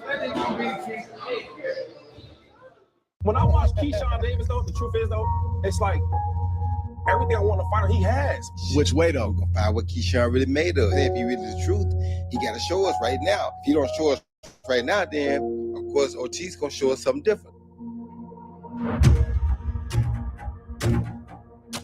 We've been talking about this card, the Ring 6 card, January 31st. Fun Truck, what's good? Before you go any further, what's good, Fun Truck? Smoke session time. Yeah, man. You know what it is. A little bit before. A little bit of analysis. You know how we run it up. Same way you run it up. What's up? So what are we talking about? We getting into we now just getting into the Keyshawn, because I don't know if you know, right? Keyshawn and Shakur got their own YouTube channel now. Oh, Keyshawn and Shakur. And Shakur. And they are doing like all accesses on their yeah, a lot of fighters are doing that. So I'm gonna bring it back to you. How do you feel about hold on, let me ask you this. Did you see the face off between Tio and Shakur? Yeah, I watched it with HLD and yesterday. I think it was a little boring. A little too much respect shown on both sides. And what I took away from that was that Shakur is happy that Tio is putting it all on the line. So like Shakur says, like, you gave me the opportunity, which he is, right? But like he's gonna take everything that Tio's built up for himself for like that Hall of Fame career at the age of 24, 25. Shakur wants that. He wants that feather in his cap. That's what I kind of am taking away from it. And other than that, it was a little boring for me. Okay. So real quick, just give me your quick thoughts on the Tank Davis situation. How to fumble a bag 101. how much money? So like think about like the what is it called, the opportunity cost or the swing. He was gonna go from making 30 million, now he's probably in the hole like 10 million. Yeah. And I'll be a truck. Ain't no other way to sum it up. And anybody that's watching, anybody over there, truck, where you at in the Bay Area? San Francisco, yep. Anybody in the Bay Area, man? Hey, man, you want to get in shape, man? You want to get the best shape is boxing shape. Hey, listen. If you a funny nigga, hold on, wait. What? Smoke, I want to say something about hold on, I just want to say this. If you a funny nigga, I don't care what you talking about. Eddie Murphy said the best shape is boxing shape. So if you're over in the Bay Area, I'll let my boy Fun Truck get you right. Yeah. Go ahead. Anybody Bro. can get it. Anyone can get it. I'll say this. We watched Showbiz breakdown on Shakur and Tank breaking down Shakur style. Have you seen that, Smoke? Yeah. So basically he said that like Shakur doesn't slip punches, So Doesn't. Mayweather neither. Pernell maybe a little bit, but these fighters, they kind of like just kind of pull away from you and step back. You have to have a special you have to be very fast, number one. Number two, you have to have the body shape to do that. And it'd be very instinctive. Exactly. And that's just years of boxing, right? So that's his defensive habits. Tank is saying that Shakur he's nothing special. He just kind of steps back. and he's hard to hit in that manner. Um, on the other hand, Teofimo creates opportunities, against very good fighters. And even Arnold Barboza, he's not at the level of Shakur defensively. He was still kind of toying with Arnold Barboza and hitting him with combinations that he wanted to, and like these uppercuts or with his hands down. So, yeah, I just want to touch on that showbiz breakdown was actually pretty insightful. With all due respect, I would never listen to a motherfucker break down a fight who ain't never fought themselves. With all due respect, that's the dumbest That's shit I've Tank, ever bro, heard in bro, my. bro. Yo, That's the dumbest shit I've ever Tank heard said in my it. life. Listen, That Tank said is that. the dumbest. Tank Bro, fought. I was quiet while you was talking. I know you getting emotional because I done talked about something, but that is the dumbest shit I've ever heard in my life. Shakur most definitely has slipped punches. He most definitely has slipped. He's most definitely used side lateral movement. The thing about Shakur that makes him so good defensively is he reacts before you react. That's why he has the lowest land percentage on him. In other words, when guys are getting ready to throw a punch, he's already reacting to them make the first motion. He's popping you in the face. That's what makes him so good. That's speed. When you can react to somebody who hasn't even been able to make their full motion, that's a fast fighter, and that's what Shakur does. It's his thought process that's ahead of everybody that he fights. It doesn't matter if he's in the pocket, out the pocket, from range, backing up, moving forward. Like, bruh, the fact I could find highlight clips of him slipping. That is the most absurd thing I've ever heard in my life. Watch Tank say it. It wasn't showbiz. It was Tank who said it. You just said that was showbiz, and I don't know about that. I don't know if Tank said that Shakur never slips because we've literally seen him slip. He said it. He said it was. I mean, I look at it like this, man. Before the Frank Martin fight, when they kept asking about him, but showbiz went back and probably started analyzing and started looking at certain shit. But go ahead, Bo. Before I look at it like this. We all know showbiz in general just like the troll. You know what I'm saying? Especially here, say something to get a certain fan base on any fighter. You know what I'm saying? And whether it's Shakur, whether he slip, don't slip, doesn't matter. The man is hard to hit. You know what I'm saying? I don't care if he never slipped. The man just hard to hit, period. And nobody capitalized on it. And that's what we're gonna leave it at that. We're gonna say so when it comes to this Keyshawn versus Ortiz, so well, Truck, I already know how you feel about the fight. Wait. No, Shakur is superb. He's a true amateur boxer. He's super difficult to hit. But what I'm trying to say, he has predictable defensive habits, right? Like he's always going to pull away from you and step back. That's his reactions. Of course, I'm not meaning like he doesn't slip punches, but that's not his go-to. He's not going to stay in the pocket. What I'm trying to say is that Tio has to create the opportunity for to catch Shakur, and that's what I want to see. I kind of want to see the underdog do it, like the impossible, they say, right? Because he's a 3-1 favorite. Shakur is. He's favored to win the fight. I want to see an underdog pull it off. I like upsets. Yeah, Tio ain't gonna pull this shit off. He can. He potentially can.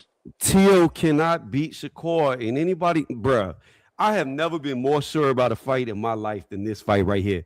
The problem with Tio is Tio was telling you styles make fights. Tio cannot fight somebody who's on the back foot. He's already showed you it. He's literally was questioning his whole damn career when he had to get in there with the first dude who walked away from him. Fucking the dude is just, he can't fight going forward. He needs you to be aggressive. He needs you to get in the pocket. He needs you to exchange. He needs you to come forward. He can't cut off the ring to save his life. He can't get around a jab to save his life. Like the dude cannot fight going forward. It's just, it is what it is. That's his flaw. Every fighter has a chink in their armor. That's his. He's great at counterpunching. He's great at taking advantage of people who are hyper aggressive against him. He's great at reaction time when you sit still and plant your feet. But what he's not great at is moving forward. And against a fighter like Shakur, if you think Shakur is gonna sit in the pocket with him like he did against Zepeda, all I can say is, bro, y'all crazy. This dude is gonna beat him from the outside and pick him apart, and little T.O. is gonna come up short. And we stay global. They're about the same size, no? When they did the face-off, they're about the same size. Like, Yeah. like height, right? Well, allegedly, according to BoxRec, T.O. is taller than Shakur by an inch, but we've seen him face to face. Shakur is a taller fighter. He's taller. He's got long arms. You're calling him little. Shakur's moving up, isn't he? Is he going from 35 I don't to care. 40? Shakur. You know what? Devin Haney moved up to 147, but the dude's been 165 pounds every fight he's been in. He's naturally the bigger guy, even though he's moving up in weight. A lot of fighters don't fight where they walk around. That's true. And I'm a big advocate of that, of fighting at where you should be at. Fight healthy. Before you get into The Keyshawn, only realistic way to do that would have fighters to take what's it called, a hydration test, because then you can see like where they at. Yeah.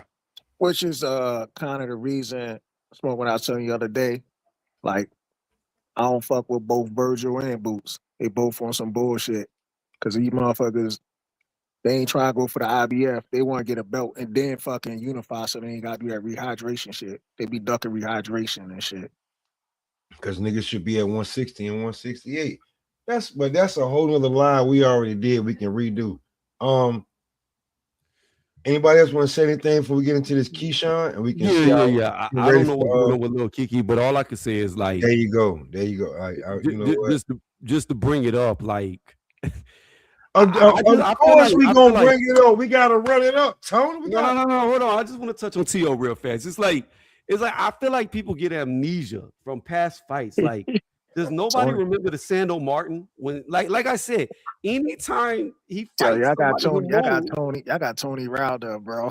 No, that's my dude. That's my guy right there. He already It's knows. just like, dude, you damn straight. It's like the disrespect to Shakur. Shakur Stevenson. What do you mean? It's like Shakur Stevenson he's is like favored to win. There's no disrespect, dude. No. It's disrespectful to even think that T.O. has a chance. That's the disrespect. Whoa, it's boxing, man. They're both elite fighters. No. Look, I said this several times going into the Brian It's Norman not disrespectful to fuck that. I hear what you're saying, and I got how you feel, but after the fight, you're gonna feel different. Here's the fact of the matter. I don't care who wins. I want to see a great fight. I want to see the impossible happen. They're going to fight. It's going to happen. It's not going to be a good fight. You're going to come out of it mad as shit.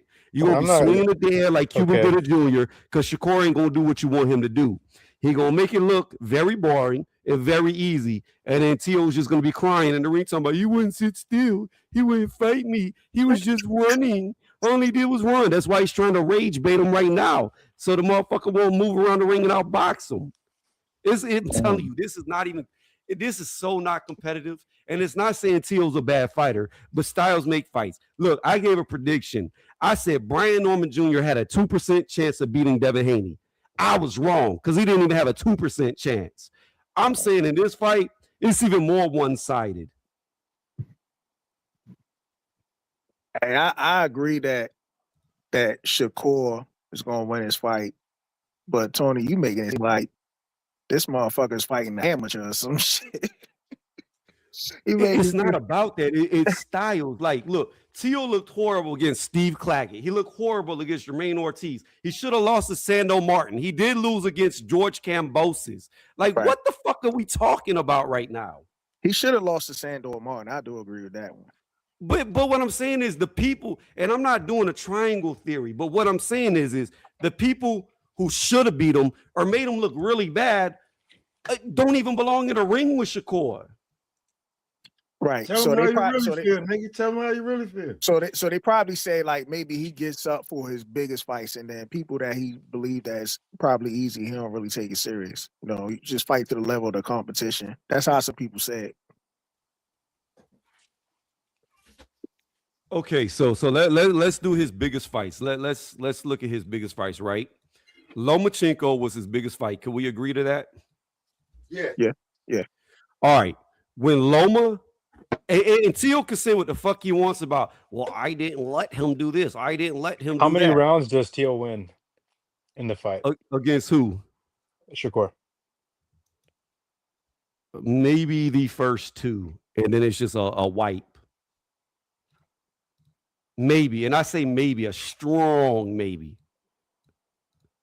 Like a real strong P that he wins the first 2 rounds while Shakur just watches him and figures him the fuck out. And then from there, it's going to be one-sided. But what I was saying is this. It's just his biggest fights. When we look at his biggest fights, we all agree Lomachenko is the biggest fight that he won, correct? Yep. Right. Okay, in that fight. Prime Loma. I don't care prime, out of prime, newbie, or the Matrix. I don't care what version of Loma. All I'm saying is that's his biggest win. Super Saiyan Loma. Here's what I'm telling you. Against Lomachenko, okay, his biggest win. In the first 6 rounds, he did absolutely nothing to Loma, okay? He could say what he want about what I did, what I didn't do. He didn't land no punches on Lomachenko to even do anything. The fact is, Loma lost that fight by default because he didn't do nothing either for the first 6 rounds. Tio was trying to win. Tio was throwing punches. Loma was just evading him, doing showboating, but not throwing nothing back in return, okay? Round 7 comes when Loma actually starts to fight, and he watches him. He watches Tio. Hold on. Let me finish, please. He watches Tio from round 7 through 11. Completely one-sided fight. Now, round 12, I give to Tio. He came back, won round 12, okay? That's what sealed him the victory. But in the first round to the 11th round, or 7th round to the 11th round, where Loma let his hands actually go, Tio looked like a fish out of water.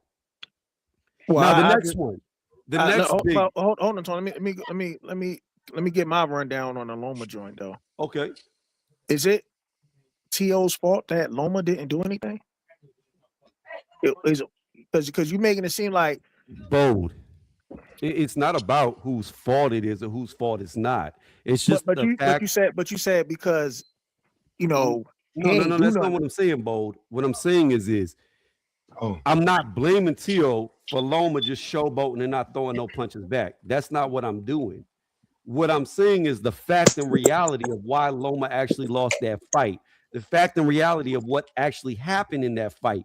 Because you could watch the fight back and see Tio was not landing anything on Loma in that first 6 rounds. Loma was doing his little matador cape, like Tio was the bull. He was laughing at him, but he wasn't firing back. So he lost the rounds by default. That isn't Tio's fault. That's Loma's fault that he lost the fight for fighting the way that he did. But my only point is when Loma actually started to fight in that fight, it was very one-sided very quickly. So that's his biggest fight. That's all I was saying, though.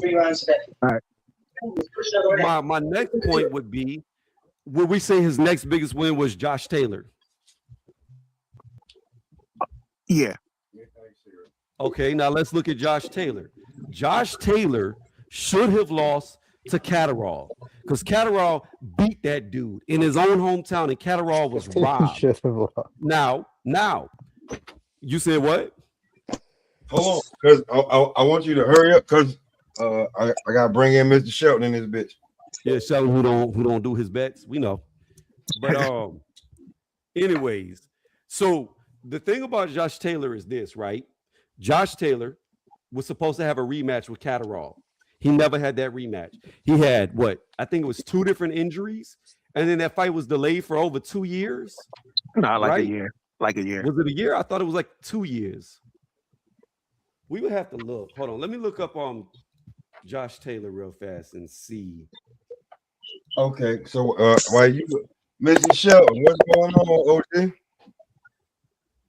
What's popping? What's up? What's the conversation?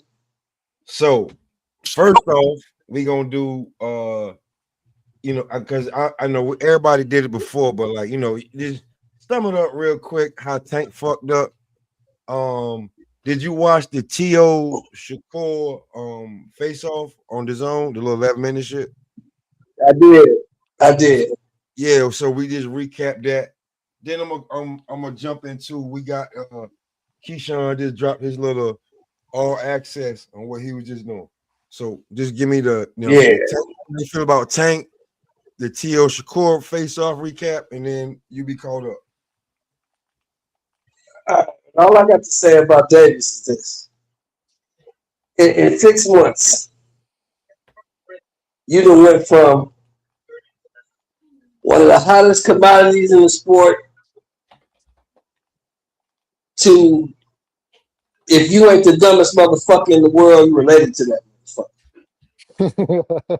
Drop that smoke, man. Drop that smoke, Mr. Sharp. Like we can't. He You won have my fucked your whole life completely. Since October 27th of last year, you have completely fucked up your whole life. Not that bad. He'll get Hold through on, this. Not that bad. You got the U.S. Marshal throwing a warrant on you, and it's not that bad.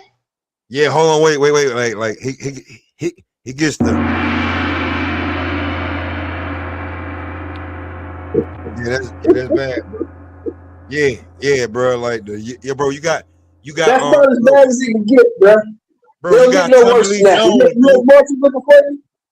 When you got the Marshals looking for you, bro, it's you bad. got Tommy Lee Jones looking for you. You got Tommy Lee Jones looking for you. You got Tommy Lee Jones. You got Tommy Lee Jones and his crew looking for you. He didn't fuck his whole life up though, Hey, dude. He'll he just got he'll that. do. Hey, he got that Bill. He got that Bill Duke joint thrown at him. Like, you know, you done fucked up, right? You know that, right? No, you don't fuck, bro. Yeah, bro. That's about as bad as you get right there. Bro, like now to T.O. and Shakur. Yeah, your T.O. Shakur. The T.O. I wish the best for Tank, though. I wish the best for him. I hope he can find a way to take the deal and mitigate his time spent in jail. But the question is not if he's going to jail. The only question is how long is he going to stay? That's the only question. I would disagree with that. Hold on, wait. So now we're gonna get into the how you feel about. Now we're gonna get into T.O. Yeah. and Shakur. Yeah. The only way, in my opinion, Teofimo can win this fight. Teofimo has to do. I watched all that shit. Okay. Teofimo has to do to Shakur Stevenson what Roberto Duran did to Sugar Ray Leonard in the first fight. He got to make it a fight. That's the only way he wins. He cannot win a boxing match with Shakur Stevenson. Can't. It's not good enough. Do you see him, the way he talking, the way he acting, the way he moving? Do you see him trying to do that? That's what I'm asking. Yes. Because you can say what you want about Teofimo and his daddy, but they know the game, they know boxing, and they're pretty smart. They know that they can't win the boxing match. They got to make it a fight. They understand that. How do you know that, Shelton? Dude, they've been boxing. Do you think? Look, you've been watching the sport. Do you think Teofimo Lopez can outbox Shakur Stevenson? Do you? Yep. Okay, well, that's your opinion. My opinion is different. Whoa. If you think he can, my opinion differs from yours. That's 100% he can. That's cool. You think he got? Yeah, that's cool. Yep. I'm trying to figure that one out. Hey, I do. Hey, hold on, wait a minute. Wait a minute. That's his opinion. He's entitled to that. No, he believes that. I'm just saying, like, he had a hard time. He couldn't even outbox Sandor Martin, and he had a hard time trying to outbox Jermaine Ortiz. Okay, now, Steve Claggett too. Hold on. Don't leave Steve Claggett out. Don't leave Steve Claggett out. Oh, hold on. Let Fun Truck respond to all the fighters that I just said, and let him, because you want to figure it out, and let Fun Truck respond. Go ahead, Fun Truck. I think he's skillful enough to. I think he's skillful enough to do it. Just that simple, Fun Truck. No, we ain't doubting T.O.'s skills, but you saying outbox. Yeah, does he do it? Probably not. I think that he's gonna try. In my opinion, I think the way he beats Shakur is by knocking him down or knocking him out. Exactly what Shelton said. He's got to make it a fight like Roberto Duran. That's a great fight to watch it. I'm sure T.O. studying that shit in his camp. Now listen, this is what I want to say, right? Well, just real quick to finish my Go ahead. point. Yeah, You know, yeah. they've been I'm boxing for the behind same amount of time of their life. You know, they've been in the gym for their entire lives, and Tio's a special fighter. You know, maybe it's just not the best Tio has shown up. You know, I think that this fight will bring it out of him. So at least I hope we see it. Hey, Smoke. And Yeah.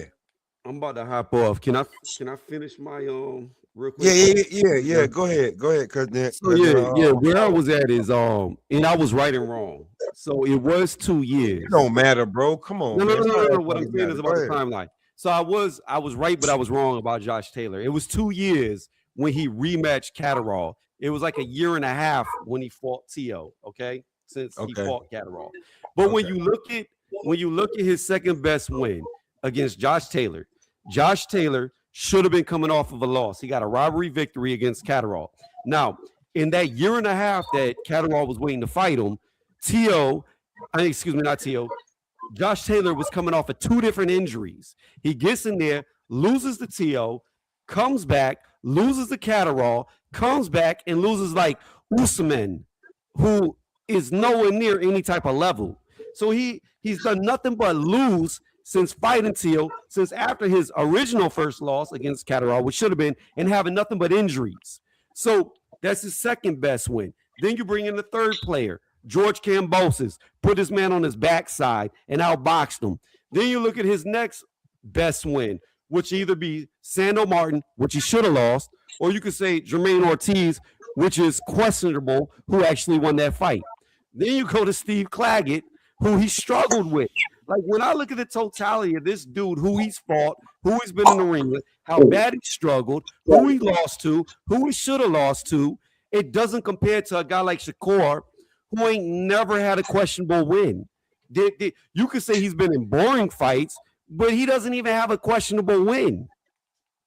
So it's just, they're not the same. Tio, he's not. Look, you have good fighters, you have great fighters, and you have elite fighters. I would say Tio's probably somewhere around the bottom of great. But Shakur, that's an elite fighter. They're not the same. And on that, I'm about to hit the gym. Salute, Pimpin'. All right, Tony. So right now, I'm gonna play a little bit of this Keyshawn, like little all access, Miss Shelby. You want to rock with us a little bit? It's only 13 minutes. Yeah. We're gonna check it out. Yeah. I'm gonna be clipping it in between. So here we go. In the boxing mecca, MSG, Madison Square Garden in New York City, Keyshawn Davis and the contender, Jermaine Ortiz, was 22-1. The only 2 losses he had was against top flight competition. To your point, Jermaine Ortiz is the type of guy where if you're not right, you will be exposed.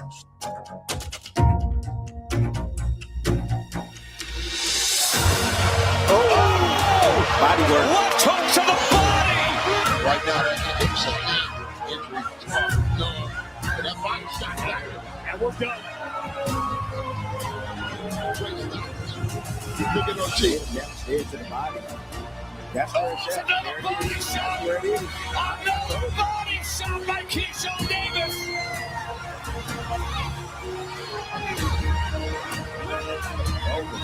It is a knockout victory.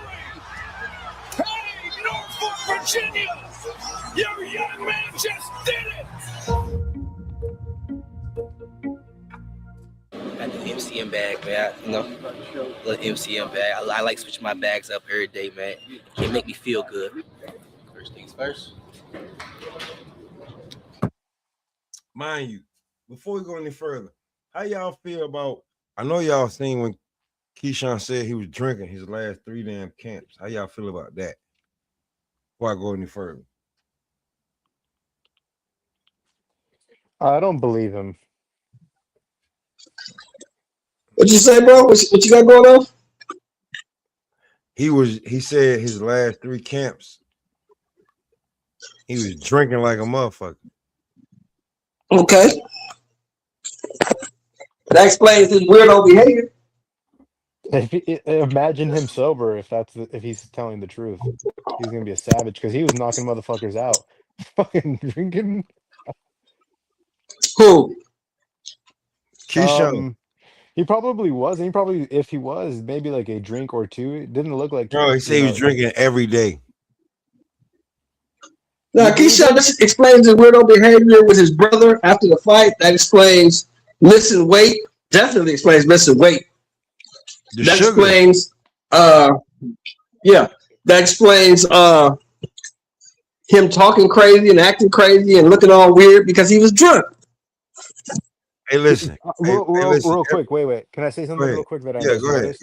Go ahead. When Keyshawn missed weight and Bomac was standing right behind him and he was looking over at the scale, his facial expression, like he sighed, like he knew that he was gonna miss the weight, and I don't know if anybody remembers that, but like that was an honest reaction from Bomac. If anybody seen that. No, that's why I said what I said yesterday, Funcho. When everybody's saying, "Oh, it's an animal," Keyshawn decided to go his own way.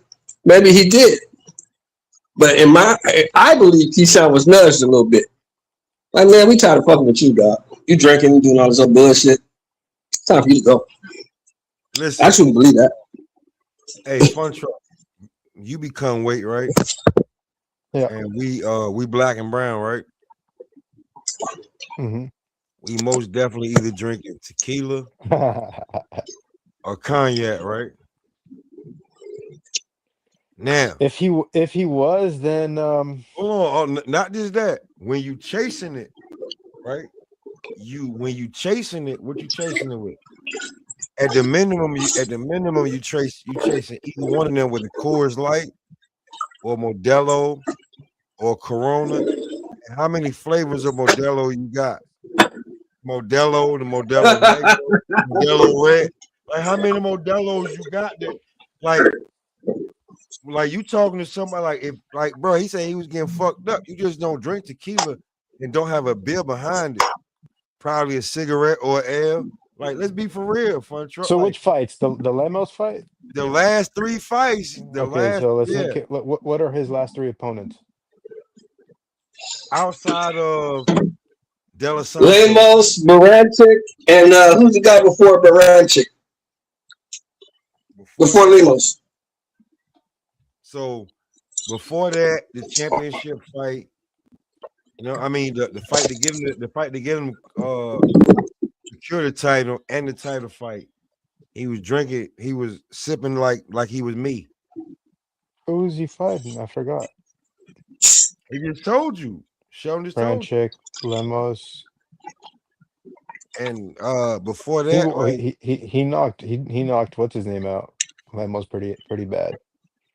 Drunk, like drinking during camp. When you drinking during camp, like, come on. He said, "What was Tony rambling about?" Tony always got his analysis, man. We just, you know what it is, man. So real quick, we gonna see what Keyshawn looking like, because I just wanted to say that because you gotta remember he did say this is not me picking on him. This is him saying what he was doing. He was drinking during camp on some Adrian Broner shit. So, like, heavy the head, where's the crown? That's why I say you ain't even got the crown yet, and you fucking up. So when we talk about Tank fucking up, like, it be different.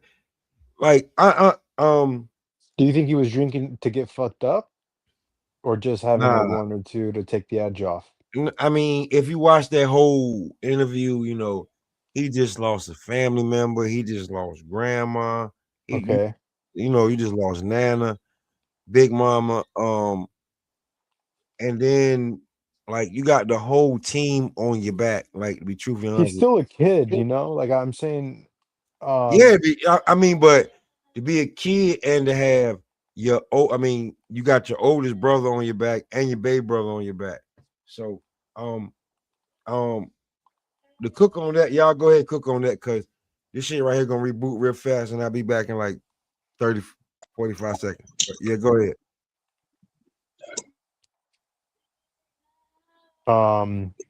Yeah, I can see where the pressure got to him, folks. I can see where the pressure got to him. Yeah, but anyways, about the reaction about Bomac, what that tells me is that Bomac was severely disappointed, and the end was right there. Like it was next, them separating, and it's probably the right thing to do because Bomac probably has this like super respectful attitude towards boxing, right? So he's thinking for a world championship fights, my fighters don't miss weight, and it's kind of a bad representation of your coach because you're tied to him, right? As a fighter and coach, a trainer. And Bomac probably didn't like that. And you can just see it right there in his face. To that, uh, I think that Keyshawn's a special fighter and who he finds. Do you know who he's training with next? I know he said something about going back home. We'll see Bringing it, because I know something. I know I heard a saying a long time ago, and I truly believe it's true. The saying goes, hard work beats talent when talent don't work hard. Bomac said that? No. Vince Lombardi said that.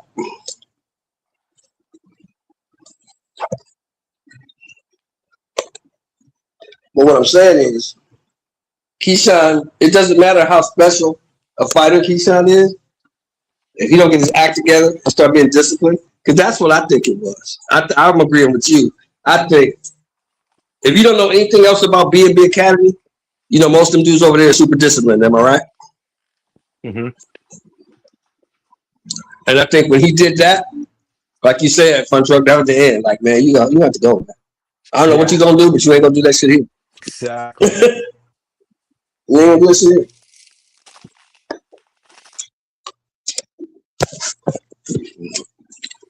All right, so I'm gonna play this a little bit of Shakur. Keyshawn, so we can see where he at, how he feeling, and coming into this match. Because I'm be real with you, this shit right here, but people want to act like they're gonna ignore this shit right here.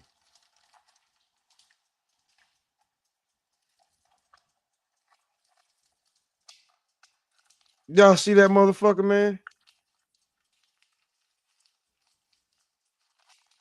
Who you talking about? You talking about Keyshawn?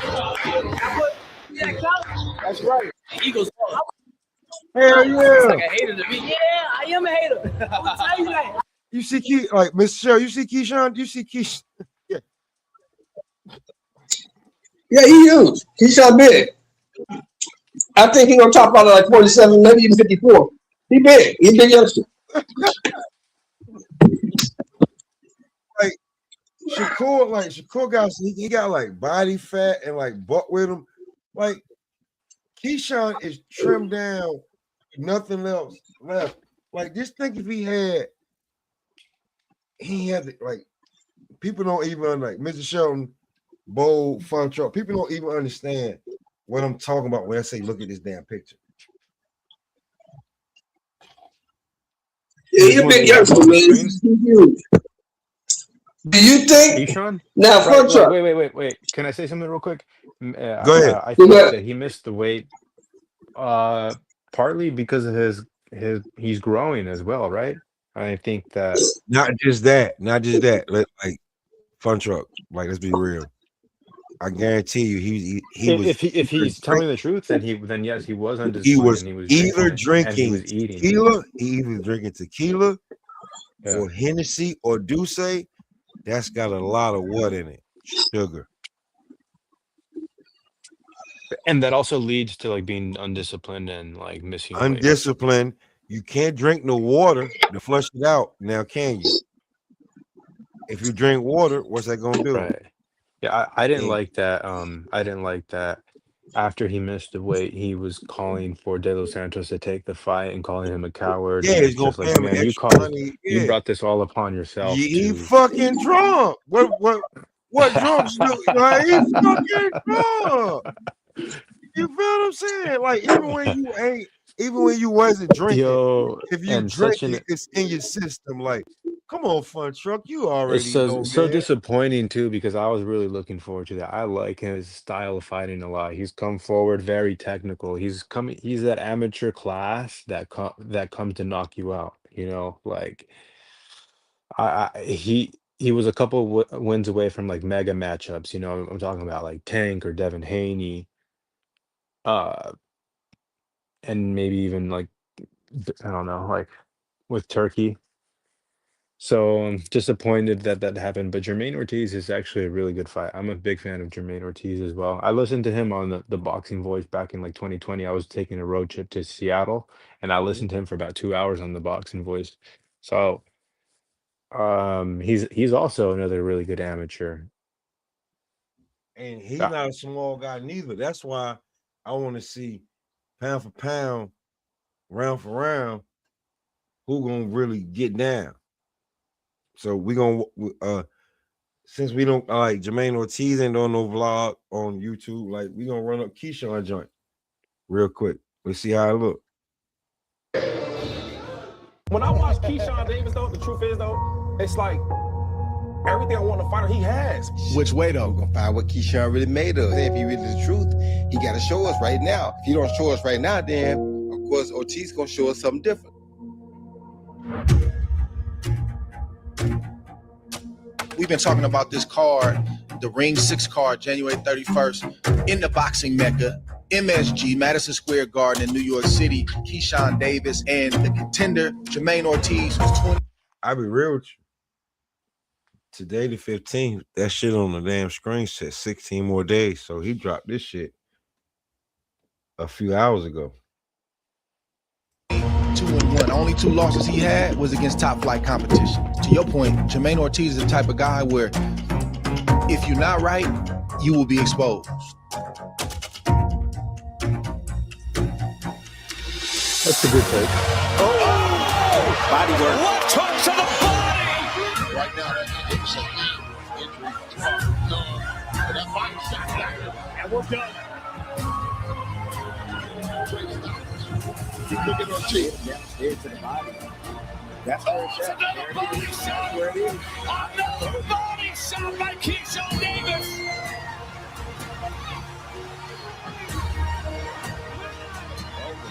It is a knockout victory.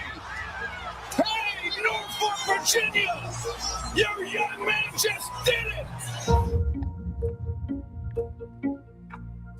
I do MCM bag, man. Little MCM bag. I like switching my bags up every day, man. It make me feel good. First things first. Gotta sell the TV for this Steelers game. Ain't missing shit. The boys do not play the code. They'll not play the code. They use that heat. The boys soft to it. You think the Steelers gonna win? I just don't want them to win, to be honest. But that ain't nothing. They ain't got nothing to do with that. Why? It ain't got nothing to do with you. I'm saying, yeah, it got everything to do with me. It ain't got nothing to do with you. You know what I'm saying? He just hate. Niggas just be hating, son. Oh, controversy ass nigga. You know what time it is?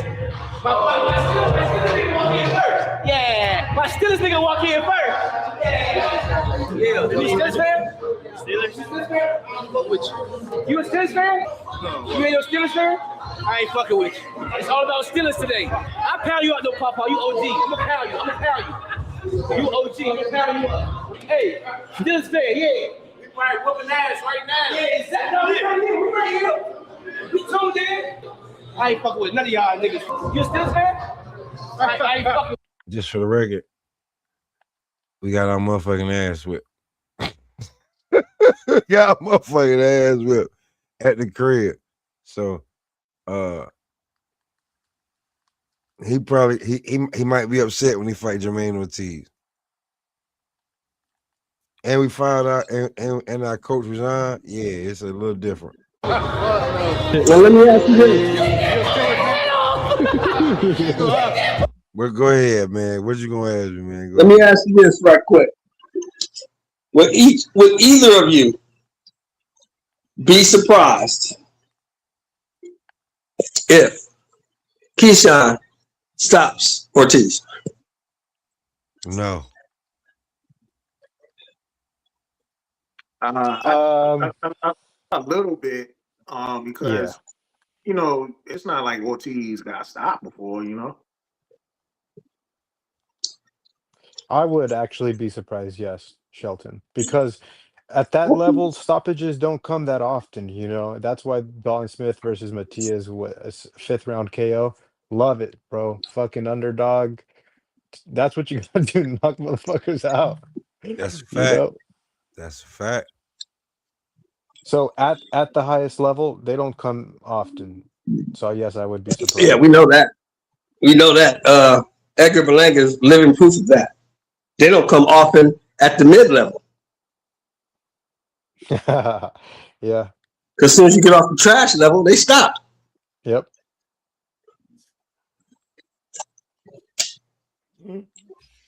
I still do think like Yeah, I think it's a good fight. I think it's a tough fight.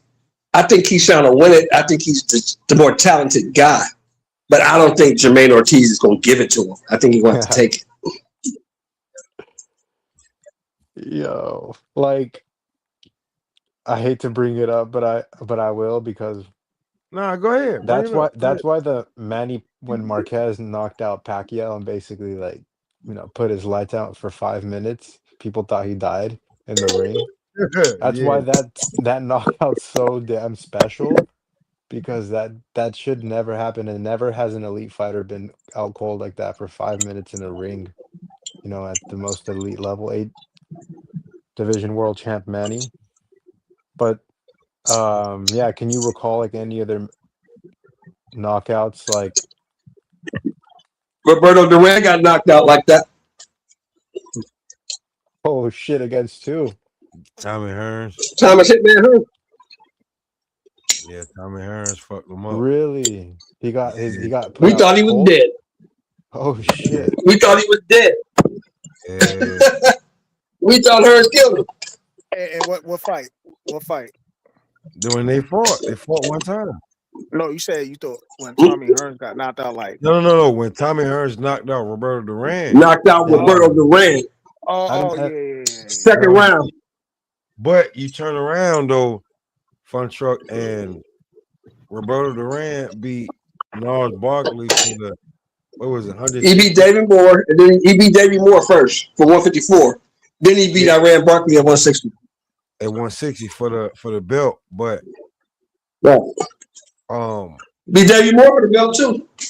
But what I'm saying is Thomas Hearns, Hitman, lost to Barkley twice at 68 before he went to 65 and won the belt.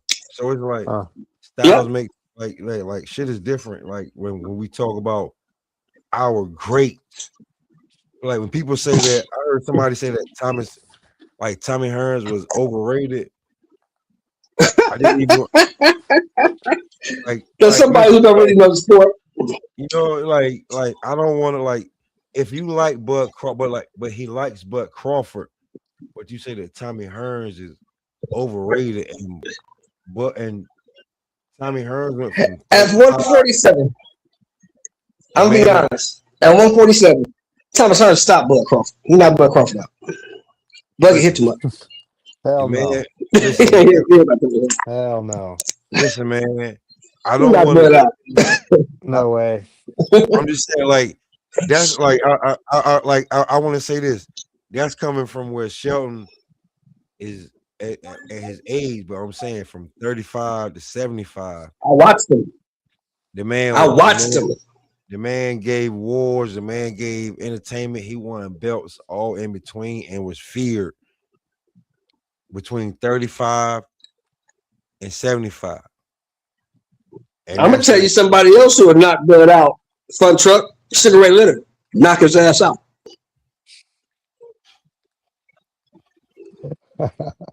When you want to argue, you see, like okay, everybody up here already done theirs, right? No way, dude. Hell no. Hold on. Ray was a dog, man. You don't know, bro. Ray was a motherfucking dog. Hold on, right? Because it's only 4 of us up here, right? And Bo, I'm gonna give you a shot, like, because we already gave our me, Shelton, and Fun Truck. We already gave our favorite. Yeah, we did. We gave ours earlier. Yeah. We already gave out. So anybody want to so Bo can know where we at with ours? Let Bo go first. Give it to Bo first. Let him do his thing. Give it to Bo first. Bo, you there? Yeah, Yeah, go what ahead. y'all asking? Your top 3 favorite fighters. Not your top 3, not the top 3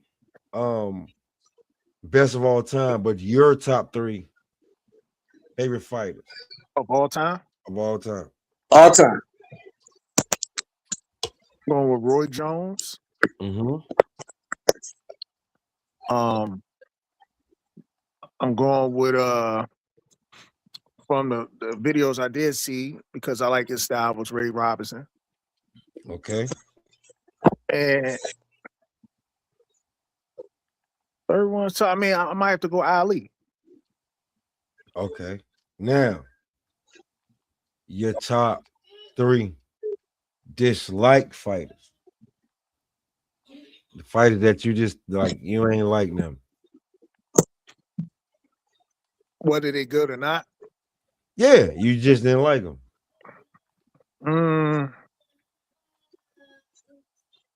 I wouldn't say Pacquiao, but I didn't really dislike him. I just, just the wars between the Pac-Tars and the promos, that shit used to get on my fucking nerves, man.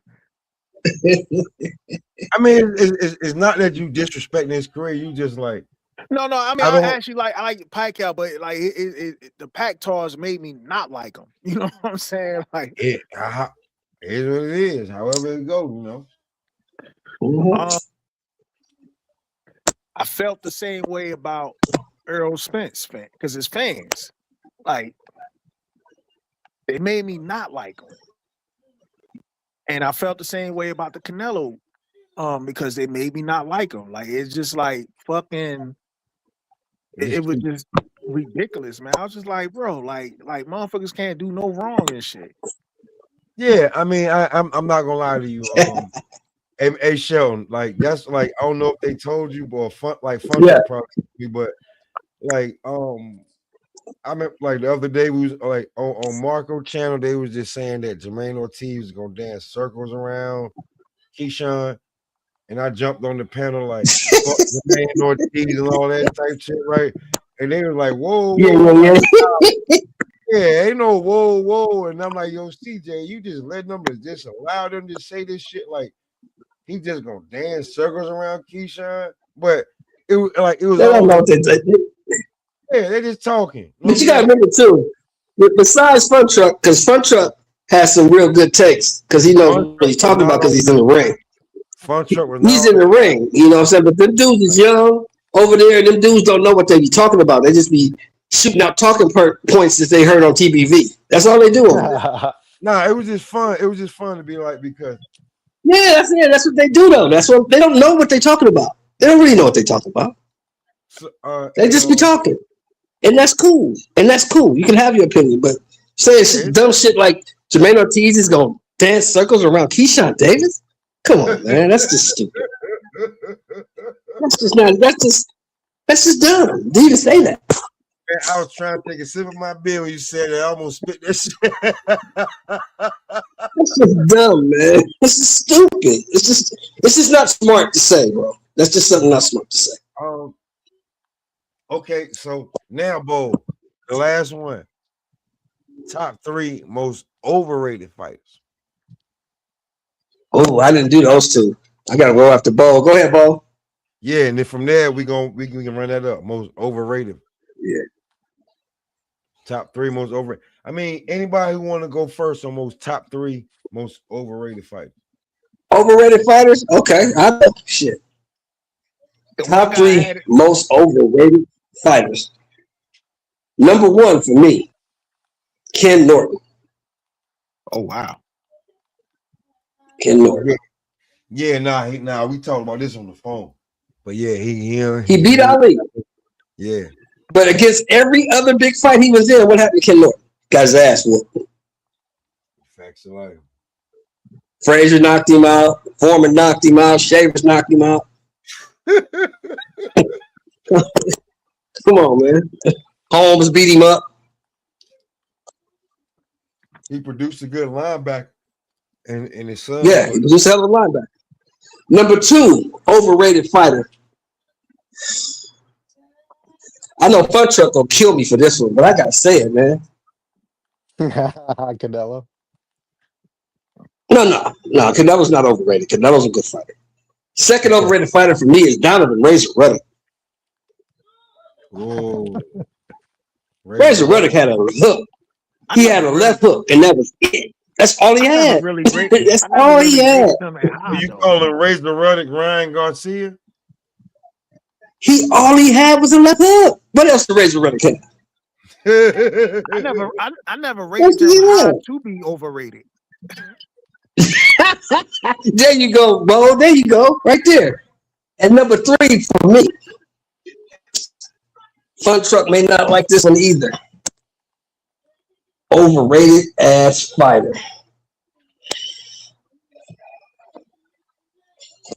Motherfucking Jamal Charlo.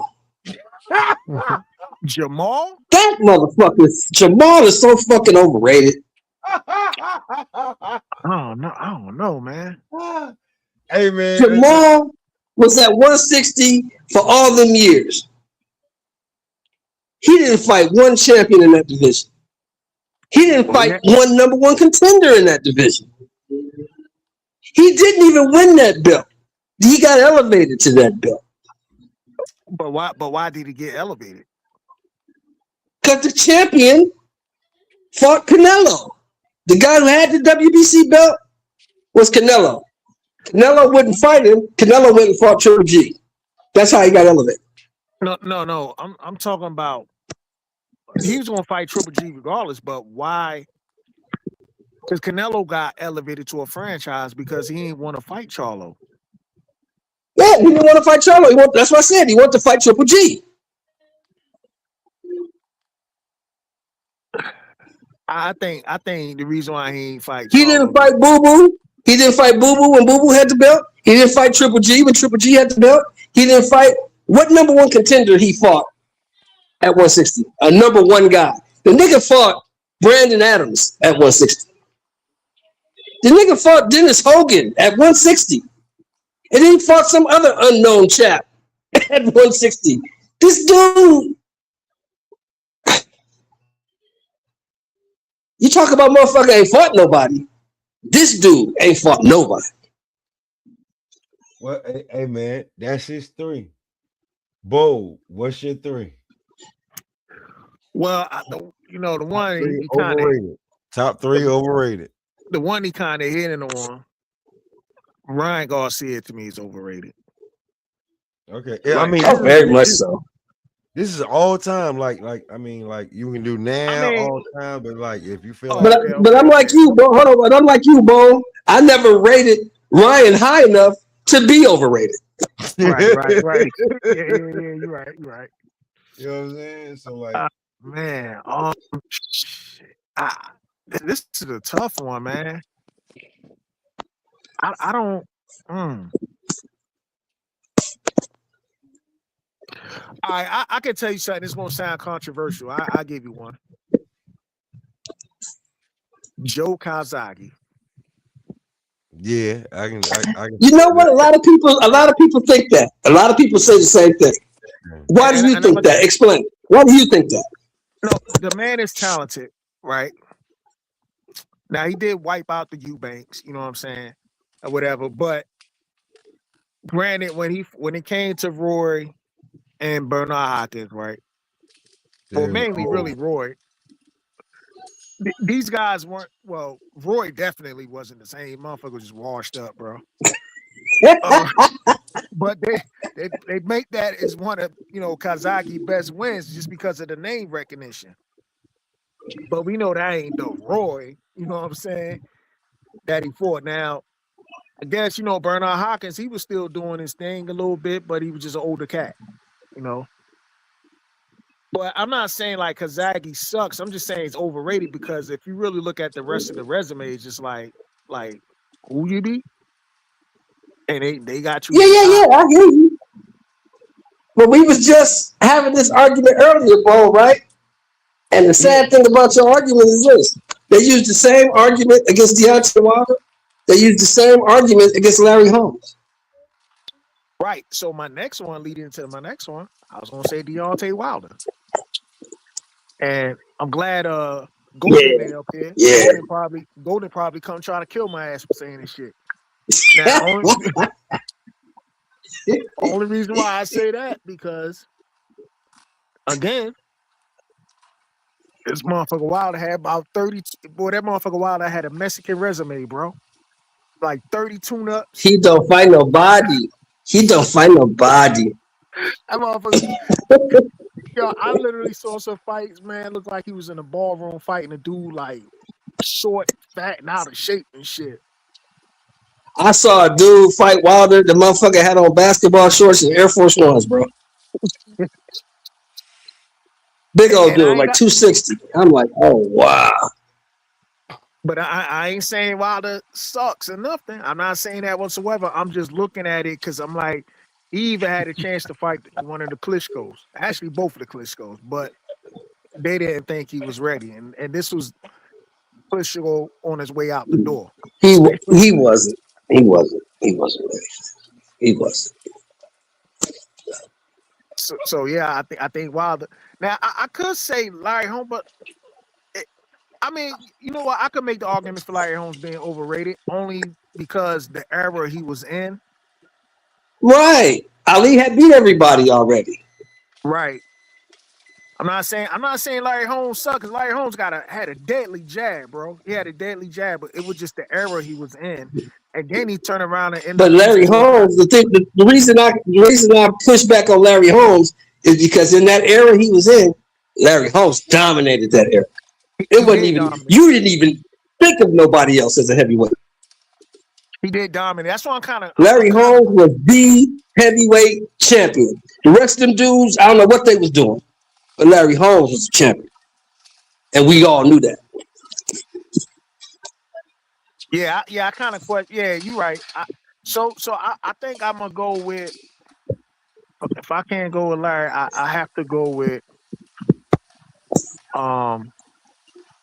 Oh man, this gonna upset. This is gonna upset a lot of people. I might have to go with Chavez, bro. Wow.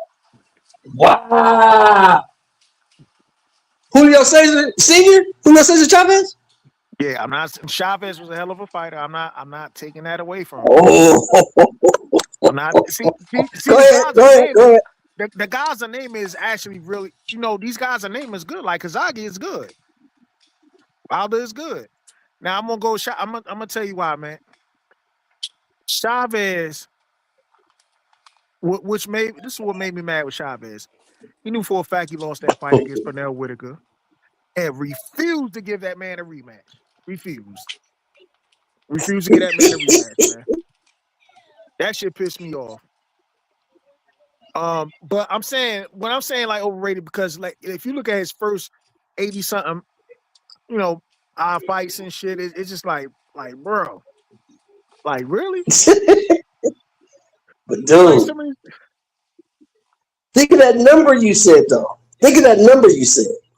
I don't really give a fuck who you fighting, bro. If you can beat up 89 motherfuckers in a row, you can fight. You can, but if you fighting like goddamn 60 of them like Uber drivers or taxi cab drivers back then, it's just like Hey, his last fight. Taxi cab driver might whoop your ass though, man. You fuck around getting the wrong cab, you get your ass whooped. His last fighter was a limo driver. His limo was the limo driver. They make a little bit more money. Fun Truck, you still here?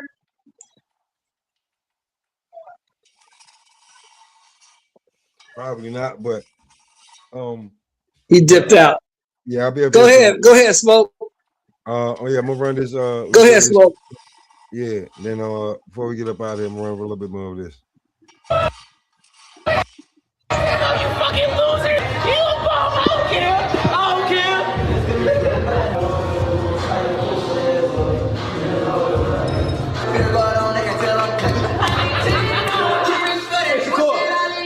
Sorry, maybe next year, okay? What? You know what happened? I'm gonna lose today. With a bet, nigga? Yeah, exactly.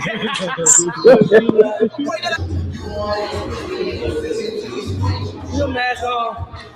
I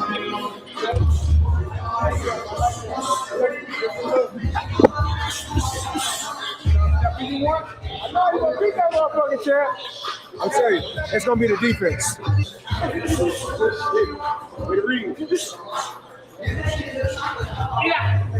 you looking? Looking good, man. Looking good. Work time. You know what we came to do? We can't stand on business. What's about all day? BTA. You like that, right?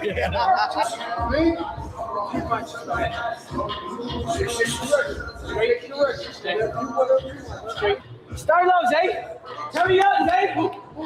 You first, cuz. Wait, say, put it on camera, Papa. I love the coach. Who coach? I love the coach, the Steelers coach. Exactly. Low, you can't get low. You know that. You can't go low. Yeah. Nah, that's not right there. Come here. Hey, you up for me? Look out.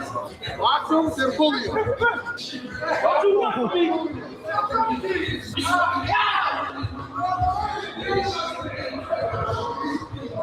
You think of Max, the Eagles lost. That ain't gonna work. Kill that shit. I'm not worried about that. One more. Be careful. Yeah. Look at that. 15. Whoa. One more. Hey, that's what you got. 50 uppercuts. Yo, smoke. 50 hooks. 50 right hands. That's 50-50. William. What'd you say? Yeah, nothing. My bad. Oh, okay. I thought you were about to say something. I'm just let this run for a little bit before we get up out of here.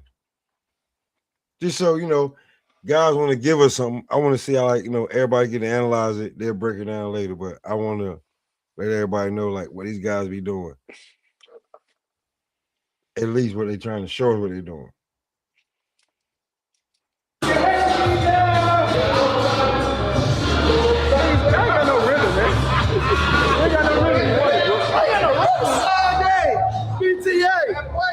All day.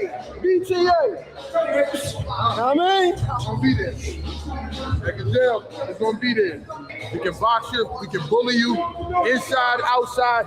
We can't do nothing better than that businessman. They're amazing, Keyshawn Davis. You know what about Keyshawn Davis? I'm unpredictable as fuck. You can box him, you can bully him. How you want it, Ortiz? We trying to see what that technical shit be about. How much technical can he get? We'll never stop, nigga.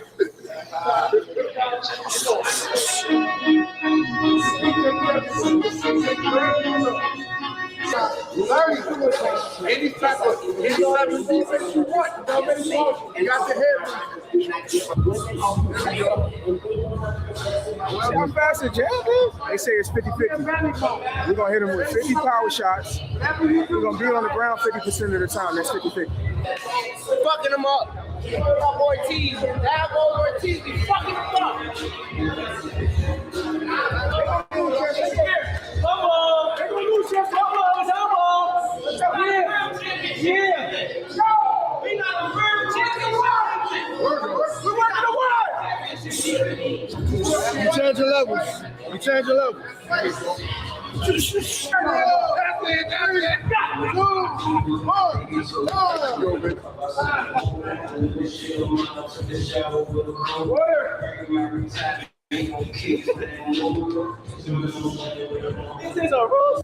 Real quick before we finish this, do y'all think Keyshawn on a level that he can knock out Jermaine Ortiz? It's gonna be difficult. Like, knockouts don't happen again. But can I see it happening? Potentially, you know, him getting caught on the ropes. I think anything can happen in boxing. I just think Ortiz got some underrated footwork, you know, that could get him out of trouble. You know what I'm saying? But I do think Keyshawn is elite. And yeah, he can knock him out, but it's just gonna be. I don't really see the knockout coming in this fight. So you think that Keyshawn is gonna have to stay focused to win this fight? He gotta stay focused. Yeah. I mean, he can knock. He can probably catch Ortiz to the body and stop him to the body, but Ortiz ain't no slouch, man. You know, that's one thing I will say. He ain't no slouch. I feel you on that. We can continue this one, and then we can finish up on the recap.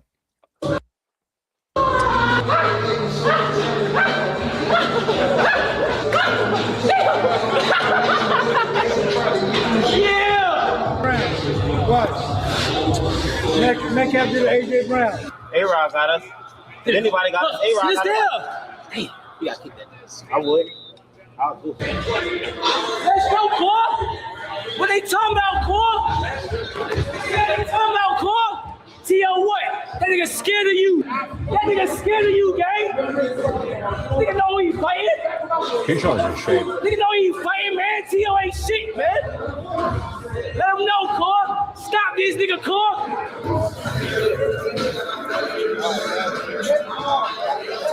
Go, Houston. That boys ready to see that couch? Hell yeah. That's what we doing. That's right. The Eagles lost. I want y'all on the couch with us. Yeah. It's like a hater to me. Yeah, I am a hater. I'm gonna tell you that. I am. Fucking hater. The fuck go around me? Fuck them. Damn right. Go around me, you Fuck cheeky. them booty ass Steelers. You a sucker. He's scared. You scared. Look at him. Look at him. You got 25 push-ups on command. You can tell me whenever they're doing. 25 on command. 25 on command. On the phone, Boo Lovin', give me 5. Before I checkmate you, everything gonna be gone. I'm telling you that now. I ain't even worry about checkmate you now. Not everything. Now you can knock it over. What you want to do? Real quick, y'all heard him say 25 push-ups on demand, right? If you whoever loses chess match, right? Yeah. All right. When you look at the board again, I want you to tell me who can they ass with. All right. You want me to checkmate you or you want what you want? I got everything. Knock that bitch I did what I wanted to do. Go ahead, knock it over, man. It's What all you want to right. do? You win some, you lose some. Ain't no. Oh, so rap. That's a rap. I can't tell because our things is covering the board. Oh. I see a rook. Oh, dude, it's a wrap. Oh, damn. Shit, you better hope he don't get a stalemate. He's got 2 rooks and all his pawns left. And he's You know what I'm saying? Like you talking all that shit, like nigga, it's a rap, nigga. wait. So but can you rewind it? But you know the rules, right? So when you got your last piece on the board, right? You got only certain amount of moves before they call it a stalemate that way. Yeah, and he was laughing with him, but like I'm gonna show you, like he checkmated him real quick. Dude, it's mate in 2 moves. Like, you know what I'm saying? He was fucking with him for like, but watch this shit. Slam! I love him. Let's get surgical with this shit. Honestly, I never even heard this nigga talk this much. Let's get surgical with this shit. You excited with the shit. Yeah. Y'all check him, y'all. It's not how bullies rock, man. What's wrong with you? Oh, that's gonna be mate, Dorset. Checkmate. Damn. You got it. Damn, you get them arms right? You said what? Get them arms right, nigga. That's what I just said. Get them arms right, nigga. That's what I just said. Let's double us up, man. On command. This nigga big and small. Yeah, you talking crazy. Your eyes get a little blurry. Straight Norfolk shit. We went in this car. We took everything. This I'm Norfolk now. Everything. We got it all. It's only 25 push-ups. No. I'm not playing you again. Now, you know Smoke, He's on command, right? Yeah. Is it like you get 25 push-ups whenever you call your homeboy up to do it? That type of bet? Yeah, 25 on demand. So like that's 25 right now, 25 in 5 minutes, 10 minutes. Yeah. Oh shit, that sucks. No, hold on. He got to do 25 each time or something. Yeah. Nah, but he gotta like just do it. Like they could be like going out to the club or something. He could be like 25 on demand. Oh, so whenever he said do it, just do 25 and that's it. Yeah. Oh man, that's nothing, man. Just knock out the 25 and you done.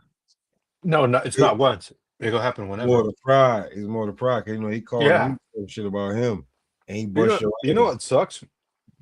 I like working out outside, but I hate doing push-ups outside because your hands get all dirty from the fucking dog shit and Yeah. shit that's on the floor. Don't let nobody know that shit. Then they be like, man, oh hey, I need my 25 in the sand over here. Like, are you fucking serious? Yeah, the sand right here. Like it got glass in there. I don't care. Like nigga, we just run through here barefoot. Glass, sand, right here, 25. That should do something different to you. Right. Let me see the rest of this shit right here. Well, at least just a little bit. Like we'll see what Keyshawn and how he feeling like he just gonna knock out Jermaine Ortiz.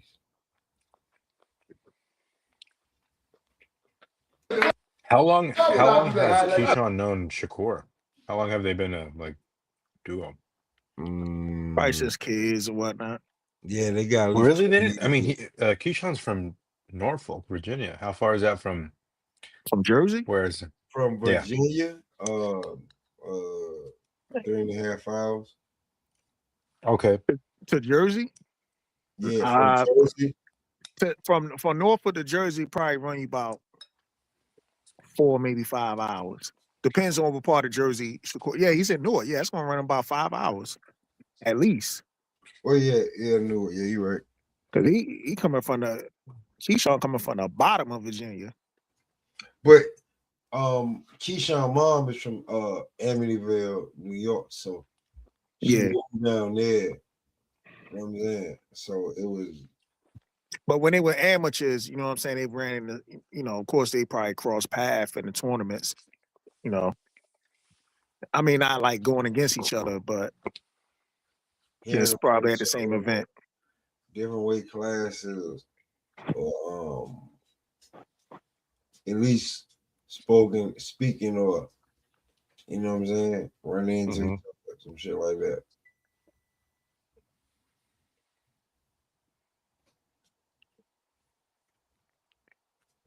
But let me see a little bit of this, and then we up out of here. Seven. You start talking for 10 minutes consecutive, I'm gonna say, you the man.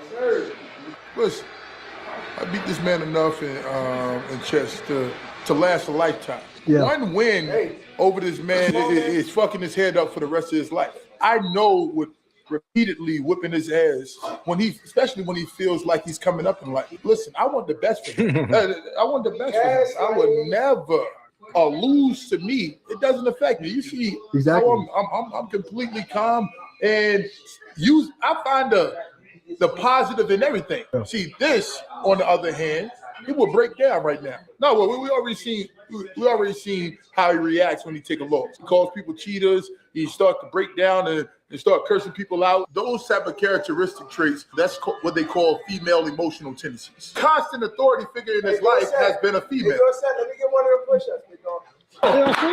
No problem. See, this is. Let me get one of the push-ups. I'm about to do it. All command me, Susie. Hey! It ain't no. Give me the push. I'm saying I respect that. You hear me? I talk shit to you, but I'm saying I respect that. I'm gonna do this. I'm gonna do this. Like, it is on no count for one. Yeah, I respect that. Too much. She's nothing. Give me his shit. Let's go. Sir. No, you not go all the way down, nigga. There you go. There you go. All right. Do what the fuck you want to do. I'm happy for it. That's just for one push-up. Hey, like I said, I'm gonna use this as an excuse to work out. I'm gonna use it as an excuse to work out. We get one of those. Oh, everybody. Get this on camera real quick. We doing these push-ups. Come on, bro. I've got to do this, man. Come on. Get one of those. Get this on camera. We'll knock him out. Knock him out. You gotta count him out, though. He did my one. There we go. Yeah. There we go. I tell him I'm doing this all day, man. You will be on the next episode. I will make you a highlight reel on this next episode. What's his? He need a nickname. No. I used to call him Drake, but he's saved as what? Drake. Drake. Look at the picture though. Yeah. You like a younger version of Drake. You do though. I ain't gonna lie. Now we gotta get on. You gotta get on his like ass. Chris Brown to me. Take your goddamn head off. No. I'm older than all of you. Your shit started up. No. I had this shit for years. You had this for years, ever since I got there pop your ass when you started. When I was about 14, 15, somebody hit me over the head with a window pane. Bro, I'm about to leave this. Are you looking for something like travel with? I'm looking for something like press conference. Press conference. You know what I mean? Okay. I appreciate it. I'm gonna come back and get this for sure. Yeah, for sure. Put that on the cut somewhere. I'll be back. Appreciate y'all. Thank you.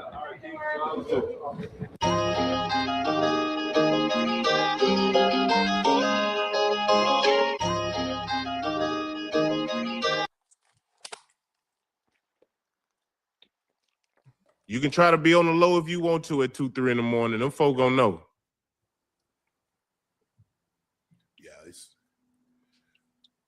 But what John played 18 games, 19 points, 7.6 assists. Meanwhile, the Grizzlies are 7-23. I mean, he's only 24. He's about to be 24. He's young. Yeah. Super young. And sometimes some people are mature. You look at a LeBron James, 18 years old, already got grown man maturity. And you see some guys that it takes them a while. They got to get 26, 27 before they're mature. John's 26. I'm about to smoke this and jump on out of here. Some guys are mature beyond their years, and then some guys aren't. Yeah. And it takes them a while to reach that maturity level. Yeah, you put them around. You put them around guys. You want to put them around guys who already naturally have that hard work ethic, and hopefully that it rubs off on him. I don't really know who he had to look up to or look to, through adverse times in Memphis. But if you go to Miami, man, you're gonna have plenty of guys who work hard as crap. Obviously, a dope coaching staff who you can go to. I just feel like they'll definitely open up the doors for Ja to bring out his greatness, man. But Memphis got to get him out of there. From that conversation I seen, it's time. It's time. Yeah, when I saw that, I was like, yeah, it seemed like they were taking the time, hopefully that he would come around, Joe. But after watching this video and to see teammates like that, that's like this here. Yeah. Now maybe on the bus or something in the locker room, ain't no cameras around. But at this point, they're like, F it. What you trying to do? Right. Yeah, I couldn't believe it, that they was actually having that conversation right there. So it was surprising to me, Unc. I ain't gonna lie.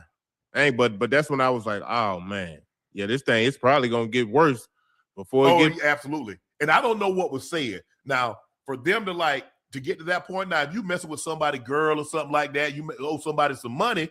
Oh, I seen it get like that. But ain't a whole lot of talking. Yeah. See, they doing too much talking, so that way I know ain't nobody really wanted to do nothing. Right. Ain't nobody had no barber's license. Wasn't nobody trying to fade nobody. They was trying to see what this misunderstanding was about. It looked like they had a real misunderstanding. They were trying to figure it out. Yeah. So in a situation like that, all that talking, that let me know that y'all ain't really about that. And I get it. I understand that. Everybody, two dogs just, they in a fence. And everybody woofing really, really hard. Right. But ain't really nobody trying to do anything like that. Because all that talking, all I know is that the fights that I've seen, ain't a whole lot of talking. It's straight to it. Because at that point, it's a different mentality in football, Joe. You ain't finna scare nobody. Right. Nigga. Ooh, boy, I'm about to be like Ocho. I'm about to be like, hey, a ninja take one, but you not about to punk it. Yeah, already. No, sir. Already. No, sir. I done been in too many locker rooms from high school to college to professional, 2 different sets. No, sir. Yeah. Yeah. And a lot of times, sometimes you make a mistake if you want to. I done saw some receivers lump up some D linemen. Yeah. Okay. Yeah. Okay. Yeah, it depends on what they getting into it for, though. It depends for on what sure. they get into it for. Yeah, yeah. And so, yeah, but if I'm the Grizzlies front office and I saw that, that's all I needed. I was thinking, Joe, we needed to move on. Yeah. But now he's made it abundantly clear. It's crystal clear. Yeah. He got to go. I agree. He got to I'm go. saying they hey, look. The sooner the better now. It's not going to get any better. And before it get physical, let's just go ahead. Yeah. You're not going to get equal value for it. The guy's a 2-time All-Star. What you going to get? They're not giving up Norman Powell, or you going to get Tyler Hero? Who talking about Miami? Yeah. Yeah, you're going to have to give up Hero. Miami got some pieces I wouldn't want to give up. Well, first of all, they're not giving up Bam. They're not giving up Powell, and they're not giving up Ware. Yeah, that's what I'm finna say. I wouldn't give up Kelly Ware, man. They gonna have to figure that out. I don't know how they gonna figure it out, but they got to figure it out. But I know Memphis got to get Ja from over there. They got to get him from over there. And I was wondering because I was like, damn, I wonder why he ain't playing. Is he hurt? Yeah. Mm-hmm. Because he came back and he's played in a few games and he had some good games. But they keeping a track on how many times I call you Ocho. They say I'm up to 8, but I think I'm at 4. Hey, look, he came back and had some good games. Yeah. But they hadn't translated into wins. No. You know what I mean? So I think they definitely gonna move on from him. I wonder, has this situation diminished his trade value? When I know you got it, if you want to sell something, the best way to keep the value up is to let somebody inquire about it. If you come to me and say, hey, Sharp, I got this pool table I want to sell. Oh, you either finna move or you about to get a new pool table. Right. But you looking to ask for it. Because that's going to determine, because I'm coming in low. I just want you to know, Joe, I'm coming in low. You either get a new pool table or you about to move and you don't want to carry it with you. Right. So if you want me to come, I'm charging you a mover's fee, even though I'm gonna buy it. I'm charging you to come move it off your property. Right. They know they want to get rid of Ja. Absolutely. So it's like I ain't finna get. You want to trade somebody, you got to trade them before you really want to, because the value is high. Yeah. That's why I know they gonna do something way before the break. They probably just trying to figure it out right now. But what I'm saying is, because of this latest situation, do you just send him home and just tell him that we're gonna wait till we have a trade for you? Because from the looks of it, it don't look like it's gonna be beneficial to have him around those guys. I mean, why? If for the most part, a lot of times, NFL, if you're not healthy enough to play, they don't let you travel. Now, if Ja's not going to play, now if he's close to play, close to returning, so forth and so on, I get it. But if he's not close to returning, it makes no sense. And and plus, you guys know what's going on in that locker room. You know the animosity. You know the angst between those players. So why put them in that situation? That's what I'm wondering. Knowing that him and the head coach ain't really seeing eye to eye. You ain't going to get the best out of him right now. So, man, listen. Find him a nice landing spot. Hopefully you can get some great pieces back, but it ain't gonna be beneficial to keep him around, especially those if they're gonna be acting like that. Yeah. It's gonna be a situation where somebody gonna end up something that could have been prevented. Yeah. Is that it's gonna end up sparking up and you could have prevented this. Go ahead and move him. Look, you moved on. This ain't the same team. You let Desmond Bain go. You let Dylan Brooks go. Yeah. You might as well just go ahead and let the linchpin go. Let Ja go. Y'all not winning. Y'all not going nowhere. Right. It's hard, y'all man. had your opportunity. Y'all squandered it. Y'all did all that talking. They hadn't been the same Since John talking about he ain't worried about nobody in the West, but there you go. OKC. Yeah. Hey, that's why you gotta keep your mouth shut. Just hoop. You don't want no bulletin board material. Or Boston. I think he said, I don't know if it was OKC or Boston or somebody. He said, he said he wasn't worried about nobody in the West. Nobody in the West. Yeah, that's what he did. You're right. Yeah, he said he wasn't worried about nobody in the West. And boy, the West, they been on them boys ever since. LeBron them beat them. Remember LeBron? Rui went down there and had that outstanding game, and then AR went crazy. And then when they came back to LA, Goat took him out. They got rid of unless he give me 40, I ain't shutting up. There you go. See, they got rid of their muscle, man. You took it for granted. You know, Bangs, Dylan Brooks, guys who can help out with their scoring, toting their scoring load. Well, Dylan Brooks was never going to be this in Memphis because they was never going to allow him to do what he's doing in Phoenix. Right. He was always going to be the fourth option. It was going to be Ja, it was going to be Bang or Triple J in some combination, 2-3 or 3-2, and then it was going to be Dylan Brooks. He was always going to be the fourth option. So this Dylan Brooks that we see now, man, he was not going to be allowed to. See, he don't have a choice now. Right. They ain't got nobody. They don't have anybody but Book. Yeah, and then Green been hurt all year. Yes. So he was kind of hurt. Now I think they got a guy named Gillespie. Yeah, Gillespie. He stepped up. And he's played. Grayson Allen's given him some minutes, but basically for the most part of the season, Dylan Brooks has been their number 2 option.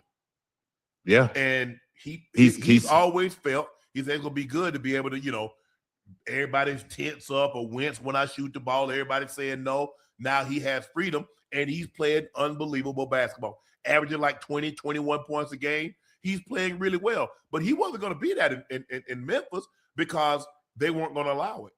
Nah, he's probably he still would have been the agitator that he is. Yes, he's gonna be that. He's still that now. Yeah, he wouldn't have been able to advance his offensive skills the way he's done over the past year.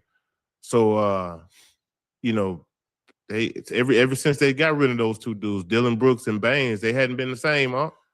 Because that's their defense. Because not only could Baines score, but he could defend. He was normally the guy. He and Dylan Brooks would rotate, taking on LeBron. But he's joining us now. He had a breakout performance in the Houston 30-6 win over the Steelers, AFC wildcard round. A career best 19 carries, 112 yards, and a touchdown.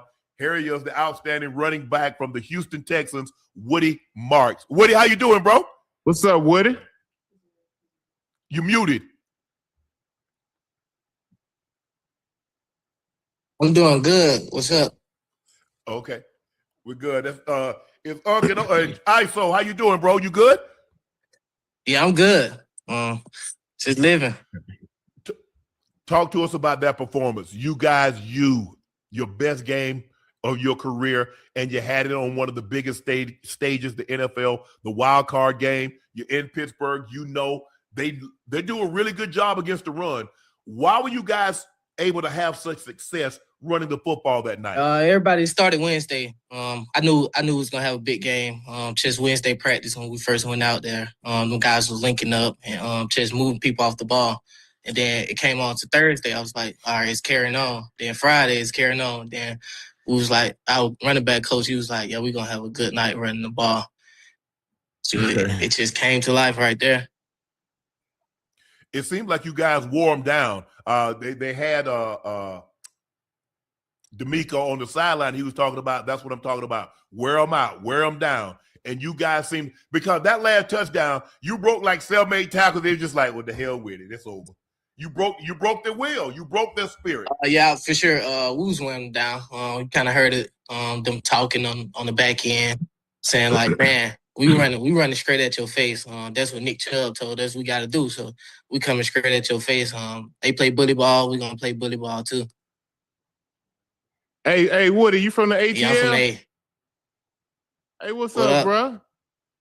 Hey, tell me something. What's the biggest changes from the regular season to the postseason that you notice in this year? The structure of it. You got to be locked in. No plays off. Every play matter. Field goal, extra points, to kick off, where you putting a landmark at, everything matters. Yeah. What high school you go to in Atlanta? Carver, Atlanta. Oh, okay. Christian Kirk also had 144 receiving yards. I mean, you guys have your best day on the biggest stage when it's needed the most. Because your offense struggled a little bit early on. I mean, you had 3 turnovers. Your defense didn't bend. They didn't concede anything. But you guys got it together. What was it about that week of practice that let you know that you guys had what it took to go on the road and get a very tough, hard-fought victory? But you made it look convincing. Yeah, we ain't replay plays. I think that was our fastest on Fridays, not replay plays. So everybody was locked in. So I knew we was gonna have a great game. So yeah. Hey, what is it like playing for DeMarco, Woody? Considering him being a former player and what's that been like? It's good. Just seeing him, he be over there on the defense side, playing linebacker when we on scout team. So you see how physical he was. He tried to break it like you don't got no pads, so you better move out the way. Hey, what do you tell him? Hey, D'Amico, bro, if I'd have been playing when you'd been playing, I'd have ran you. Yeah, for sure. Look, you got a very tough opponent. You got the New England Patriots, and everybody knows what the Patriots represent. Even though Tom Brady's not there, Mike Vrabel played a number of years with them. He brings that old school coaching, kind of like you guys, very physical in the run game, play outstanding defense. Do not turn the ball over. Do not let them have big plays. And the weather prediction is indicating that it might be snow. Now, you guys play indoors. You guys play Indy. They play indoors. You play in Jacksonville. It's really nice and sunny. And Tennessee, I don't know when you went to Tennessee. Sometimes Tennessee, it does get cold in Nashville. But this is what you're one step away from being in the AFC Championship game. What is your thought process? What is D'Amico? Today was your first day of practice, if I'm not mistaken. So no, yesterday was your first day of practice. What has been D'Amico's message? We took to play Houston ball. We're a tough team. No matter the condition, when they place that ball down, we're gonna get the rocking. That's what we live by. Offense, defense, special team. We all gonna get the rocking when they place that ball down. We play inside, but. We football players. We done played in the rain before. We done played in the snow before. Probably not football, but we done been outside in the snow, just playing around as kids. So we know the feeling of it. When we get there, we'll be used to it. You played for Cliff Kingsbury at UFC. D'Amico, what's the biggest difference between D'Amico and Cliff? I was with Link most of the time. It's really not a difference. Link kind of did the same thing. Be over there on scout team, but he was Lincoln Riley. Lincoln Riley. I meant to say Lincoln Riley. I said Lincoln Riley. Yeah, he was more of an offensive minded guy. Coach D'Amico, he more of a defensive guy, so you kind of see the difference in between that. But both of them want to run the ball. Just hearing him say, "We want to run the ball." You got to run the ball. That's what people been preaching to me. You got to run the ball in the playoffs. Yeah. Oh yeah, especially under them conditions, y'all might be under, this weekend. Yeah. And you gonna have your lunch pail ready to go, man. Hey, but have the big boy pads on. Let me ask you this: Houston, man, what's it like living in Houston, Woody? Uh-oh. What is like living in Houston? Woody, tell me that. Come on, Woody. Come on. Hey, Woody, we're gonna come down there and hang out, Woody. But tell us what it's about. You've been in Atlanta before. It's about the same. I live in Atlanta. I said that, man. I said it's like a bigger Atlanta. It's a bigger Atlanta. About the same thing going on. So you got good food. Everything. What else? Everything you got in Atlanta, you got out here. So I don't know. I think they got about a little bit more in Houston, Woody. I ain't lying to you. They probably got a little bit more. For real. Yeah, a little bit. Yeah. Okay. Hey, you got to spread out there because me, Ocho, and Joe, we need to come out there. We need a place to lay our head. We good? I got y'all for sure. All right, man. Say less. That's what I'm talking about, Woody. That's what I'm talking about. That's my homeboy, y'all. That's my homeboy for the crib. For the So homeboys link up. We go out. Grab a couple of drinks. That's all. Have a good time. We go Uber everywhere we go. We don't need to have no ride. Just Uber. Yeah, You gonna be good. Black truck. Huh? Black truck. Black truck. He said black truck. Yeah. Okay. I'm Yeah. all, On you, I'm all though. for that. I'm all for that. Huh? It's on you though. Oh, I got to cover that. Yeah, What you got a hospitality. I got y'all the crib. Damn. I got you the crib. Okay, you know what? That's good enough. That's all I need. That's all I need. Beggars can't be choosy. That's all I need. You know what? You know what, Woody? We appreciate that. We'll handle the For black sure. card. We'll do that. Hey man, congratulations, man. Great work on Monday night, man. Carry it over. You guys look good. Tell D'Amico I said what's up, man. Wish you the best of luck on Sunday. Good luck, bro. Yes, sir. Woody Marks, the outstanding young running back for the Houston Texans, had a breakout game, 19 carries, 112 yards, 1 touchdown. He ran extremely hard all night long, and at the end, it was that running physical style that the Houston Texans offensive line and running backs played with that finally wore down in the Levy burst. And when he wrote that touchdown run, you could see that was the Pittsburgh Steelers. You saw something you hadn't seen from a Steelers defense in a very long time. They hung their heads because they know they had thoroughly gotten their ass kicked that night. So, and listen, go ahead, that run game and that defense, that's what kept them in it.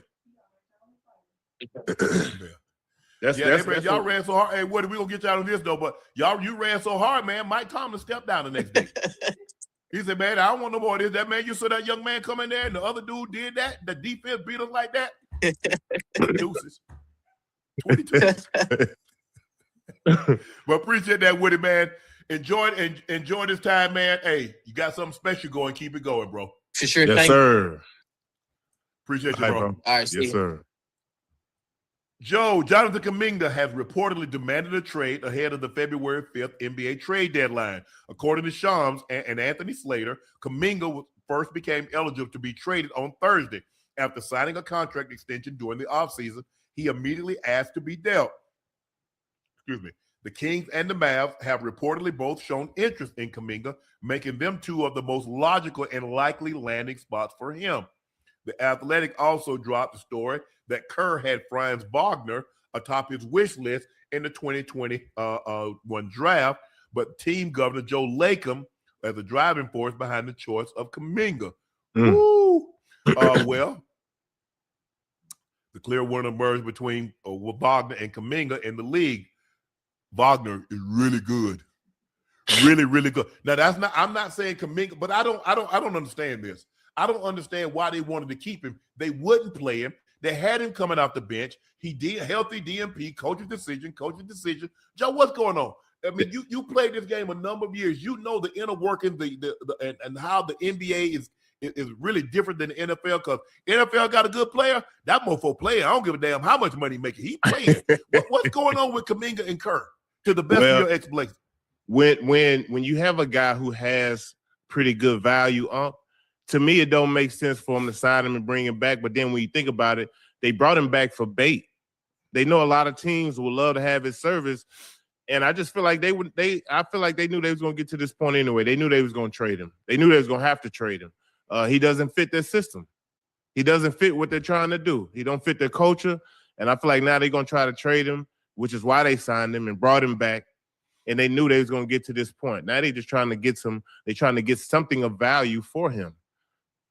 Well, they could have did a sign and trade. They could have signed him and traded him at this offseason. Probably wasn't nothing out there.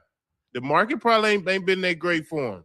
If you just want me to be 100 with you, the market probably hasn't been great for him, and they've tried to play him so he can create, more value for himself. And I don't think that has happened. Yeah. So now they just trying to figure it out. Yeah, because I didn't understand. I mean, you signed him and bring him back. I was like, well, hell, he's gonna be starting, and I think he started a couple of games, and then he went right back to the bench, playing the same number of minutes, and then they stopped playing him. So the problem was he ain't throw enough chairs. He ain't kick enough people in the ass. He ain't raise enough hell. To be honest with you, Joe, he ain't raised enough hell. Nope. And look, the real thing is his game doesn't fit what the Warriors system is, what they're trying to do, because he's not like a catch and shoot guy. Nope. He likes to get downhill. He basically Jimmy Butler. There you go. He likes to get downhill, but he has great size, great athleticism, and I can see the promising, in his game. So, like I said, man, it should be a few teams who are looking for a service, so they probably just trying to figure out the best deal at this point. But here's another thing.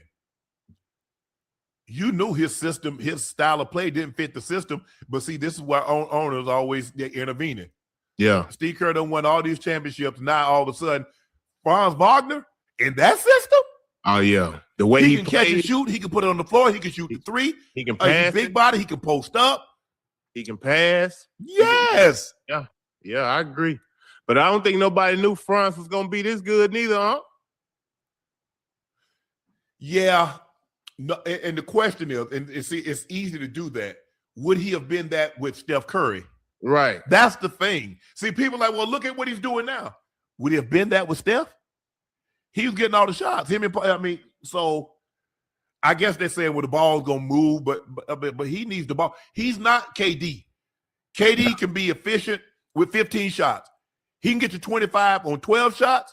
He can get you 30 on 15 shots. Yeah. They're two totally different players. And I think sometimes we get caught up where we see what that guy doing over there. But can he do that over here when they play winning basketball? If you're losing, a lot of teams, I believe it's easier to get buckets on a losing team, Joe, than it is on a winning team. Oh, absolutely. Absolutely. You play on a winning team, that means you playing with guys with high IQs who really know how to play the game, and they're going to make the game easier for you. You play on them losing teams, man, losing teams find a way to beat themselves. It's just what it is. And then you get guys just trying to get numbers. There you go. You playing with guys who's just trying to get numbers because they trying to get another contract, man. Correct. And that's how the losing starts, because you exhausting all your options, and then you want to pass this fireball to me with 3 seconds on the clock. Now I got to go into my bag. Yeah, and then they're looking at my average, my shooting percentage. Yeah. Y'all didn't see that. They passed me the ball at the end of the shot clock, and I had to get 3 of them things off. Y'all don't want to talk about that, but y'all talk about, man, I ain't shooting 45%. Hey, but look, that's why you see guys don't be shooting them half court and them long shots. They like, man, shit, them shots that mess up your average. Yeah, you see the NBA at the end of I think that was the end of the quarter. They don't count them anymore. In a quarter and a half. Yeah, I'm like, well, damn. I'm letting them go now. Yeah. Hey, if it go in, I get the credit. If it don't harm me. There you go. Yeah. Let me get that. Come on, give me that. Give me that right there. Yeah. But hey, boy, you used to see guys they wouldn't shoot it. I don't care. I know. They'll act like they tried to shoot it, but they weren't trying to get a thing off. It's the same thing. I've seen quarterbacks at the end of they didn't want to throw the Hail Mary. They throw the check down. Right. At the end of the right before halftime. So they don't get no interception. No, hell no. They don't want no interception, no incompletion. I'm trying to keep my completion percentage up and guys wouldn't throw deep. Guys take the check down because they don't want to run the risk. They want a high completion percentage. Man, throw the damn ball. So you think if you check that ball down, that man gonna go 85 yards? Nah, he ain't gotta go. He ain't gotta go 85. But if he could get another 12 on what I already got, then I take that. Yeah, exactly. Do you think this situation is creating animosity between Kuminga and the Warriors? Yeah, because I think in his heart of hearts, I think Kuminga knew going into this season on what it would be. You know what I mean? I think it was a disdain from him and the organization this summer trying to get a new contract. And once they were able to get one, I still don't feel like he was happy. You can kind of, you can look at body language and tell when guys out there playing if they really enjoying it and having fun. You know what I mean? Yes. Like when I watch the game, that's one of the major things I'm looking at is body language, how you interact with your teammates, things of that sort, because that plays a huge dividends on wins. Yeah. And I think the thing is that I think deep down in his side, that's why he waited to the very last minute to sign this contract. Because he knows, he's like, you know what, I'm going to be back in the same situation. And if I'm going to be in the same situation, y'all going to give me a little bit more money. Because all I'm going to do is be mad. Yeah. And to keep me from, acting a donkey, give me a couple of $7-8 more million and shorten that contract from 3 years to 2 years. Yeah. And I also think they tried to trade him this summer too. Like I said, I'm not sure his value was that high. So the market wasn't where it needed to be. Right. I don't think the market was where it needed to be. So they felt signing him would be the best thing. Just bring him back, and then when you get to this bridge here, we'll cross it when we get to it. So now they're at the point. They got to make a decision. You're right. They got to make a decision, and he wanted that decision like yesterday. Yeah, Actually, absolutely. he wanted that decision in the summer. He's like, I don't know where I'm going, but anywhere will be better than here. This man been getting DMPs. I'm talking about when they've been having guys out when they needed him. Joe, if you think about it, look at what he did. He played really well in the postseason. Yeah. He was playing really well. And I was like, oh, he's showing him what he can do. Oh, he's extremely athletic. He'll knock down an occasional three, but his thing is based on athleticism, getting to the rim. Yeah. I think him and Kurt just got a disdain somewhere. I don't know where it happened or if it's Kuminga's play. Because, he ain't really like no playmaker neither. He's a downhill bandit. Obviously, defensively, he can wreak havoc. He can guard probably 1 through 5. He can rebound. I think he'll be a pretty good defensive player, but offensively, he just hadn't fit the system. Based on what they want to do. Now he might go to a system, go to another situation, Joe, where it's not as much ball movement as it is in Golden State, and it's a little bit more, ISO, and he's able to get the ball in his hand and get downhill. He might look like a superstar. Yeah, I don't know how much they're gonna win. Right, kind of like Porter Jr. for the Nets, for the Brooklyn Nets. He said, man, I can average 25, 26 points a game. And he's over there doing it. Oh, they're a bad team. Now they getting their butt kicked every night, but he over there putting them numbers up. Yeah, which will parlay into another big contract. There you go. But they might end up getting off Porter over there. Who? The Nets. Oh yeah. He got so much. He got so much value right now. He already done won a championship. He can play with other great players. Yep. I think he wanted this situation kind of for himself. I agree because he knows he was going to be the fourth option. There you go. Jokic, Murray, Gordon, him. Yeah, he tired of playing the background. Yeah. Darren Waller went on Johnny Manziel's Glory Days podcast and told a story about how he and Mike McDaniel was talking one-on-one during the end of their season meeting when owner Stephen Ross walked in. McDaniel had literally just told Waller that he wants him back in 2026. Ross joined in the conversation for a bit. Then the conversation got quiet, and Waller got the sense that he should leave the room. He checked his phone 20 minutes later, and Mike McDaniel was fired. I was at the scene of the crime. The NFL is a wild business, Joe. That's how it go? It's cutthroat like that, huh? I didn't look. Dan Reeves and when Coach Reeves and John was having their issues, Dan was like Coach Landry, run the football. We're not going to put the ball in harm's way. We're going to try to play great defense. And then Roger Staubach was there. Roger would win it. Yeah. Roger the Dodger. And that's why John Elway had so many. That's why John had so many comebacks because we wouldn't do anything for 4 quarters. For 3.5 quarters, and the game would still be close, and John would win it in the end. It is. It's really tough. But I've never heard a situation like this. Normally, the owner calls you to his office. Right. The owner walked in to the coach's office when he's doing end of season interviews, exit interviews. He walked in. Yes. That's really wild. Normally, they call you into their meeting and call you into their office or the general manager. And, they have a conversation. We're going in a different direction. But I've never heard of a situation like this. So they Steve fired. Bisciotti had a conversation. I think we'll talk about Steve. No, where he called John Harbaugh on the phone. He said I thought it would be an anatomy move. Like the man had just left and said, turn around and meet me back at the, at the office in an hour.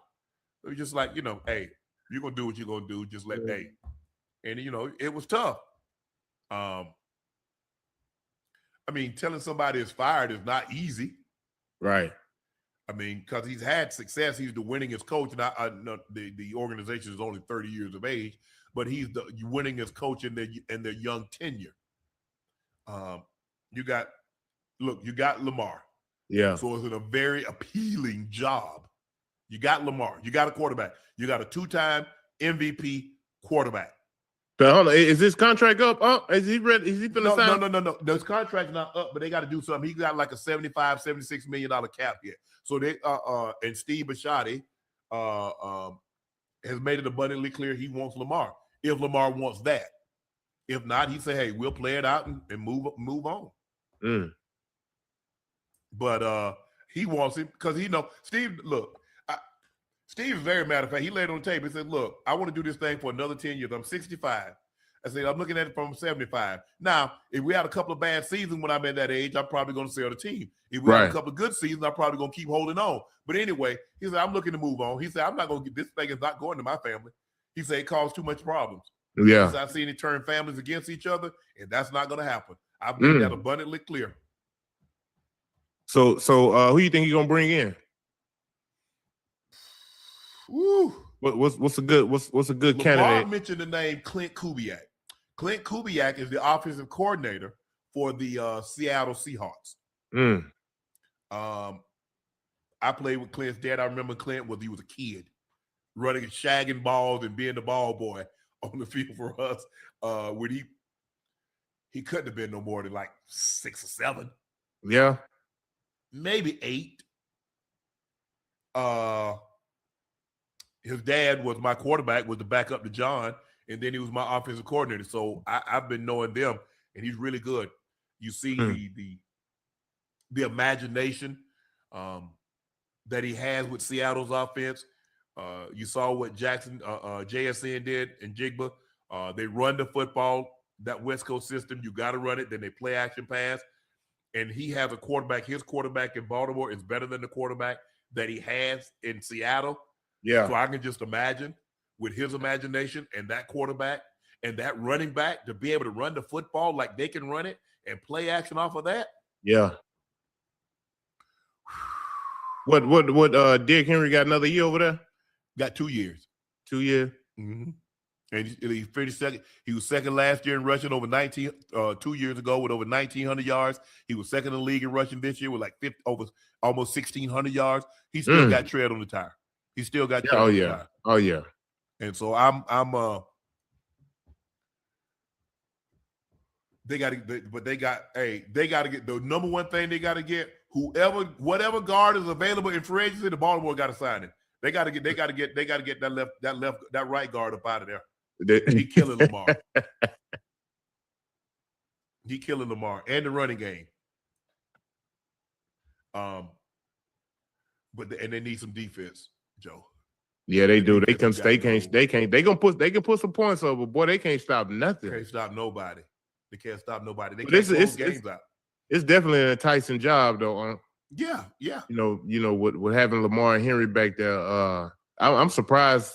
Ain't no coaches jumped on that situation already. Well, I think maybe some of the coaches that they're interested in are still in the playoffs, so you can't interview anybody right now. You had a window, the Broncos and the Seahawks, so you could interview coaches in that window via Zoom, obviously.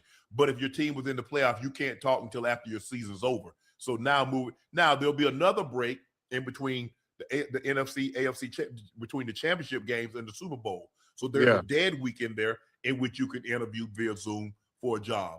But yeah, I'm you got to get the right coach in this situation because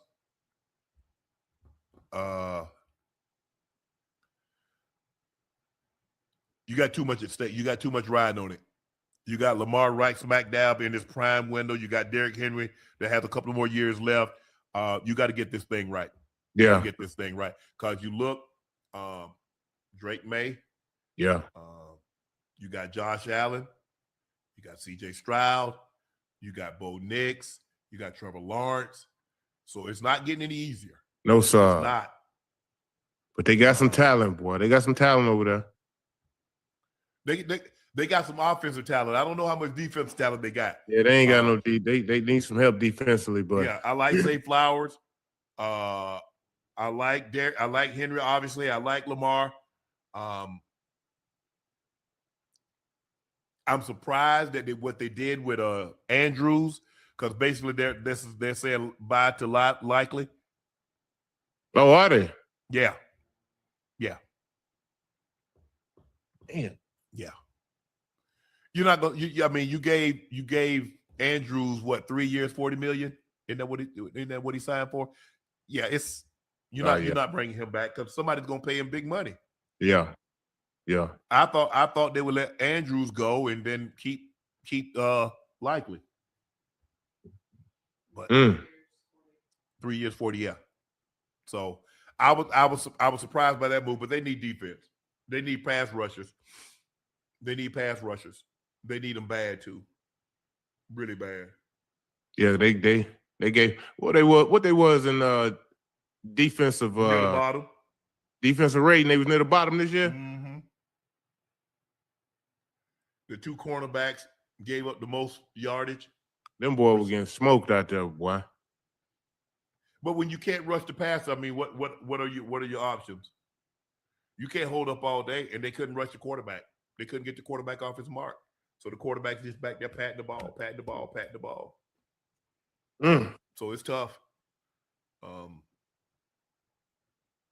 The Bears-Rams playoff game is expected to be one of the coldest games in NFL history. Joe, look at this video of blizzard conditions happening right now coming off Lake Michigan. 60-mile-an-hour winds, heavy snows are leading to nearly no visibility. Man, can't nobody play no football in there. If it's like that, they're going to be out there. They going to be playing in this? Hell yeah. Man, come on. The wind chills are expected to range between 0 and minus 10 degrees throughout day on Sunday. Wind gusts up to 20 miles an hour. The Rams haven't played in a game below 50 all season.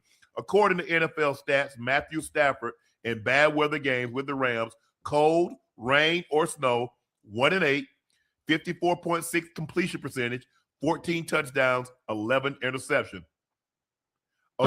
Excuse me. Look at this. We're going to turn the sound. Listen to the sound, Joe. All right. Yeah, before we get up out of here, man, how y'all feel about that? I'm cold.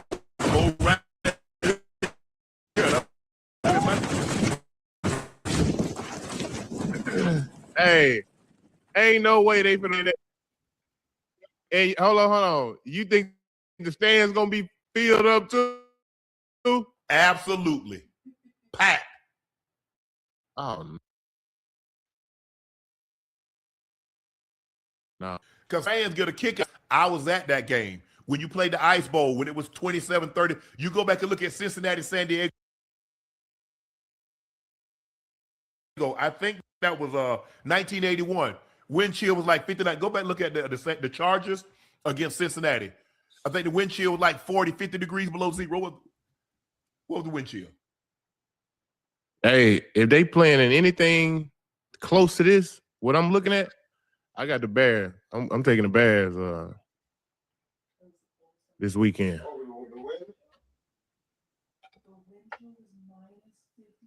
Yeah, I remember. Joe, 1981, the Chargers played Cincinnati. Wind chill, minus 59. That man said 1981. I remember the game. That's what I told the Chargers. That's because the Chargers had just beat the Dolphins.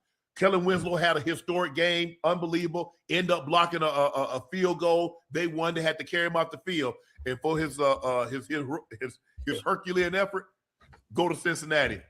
59 below. They got thumped. I think they lost 27-0. 59. What was the final score? Below. 27-7. Okay. So that's why you don't remember. You was just being born. I was born in 81. I don't know what's going on. Oh, you played in weather like that before? I remember that game. I'm saying you done played in something like that? I think one of the coldest games I played, we played in Green Bay in 96. It was about 13 degrees, minus 13. And we played the Chiefs in the divisional round in 90. It was in 98, so it was probably January of 90. But man, I had a blast, man. Before we get up out of here, I'm gonna holler at y'all, man. And everybody who was up here, I appreciate y'all pulling up to the smoke session. And y'all always remember, man, keep smoking.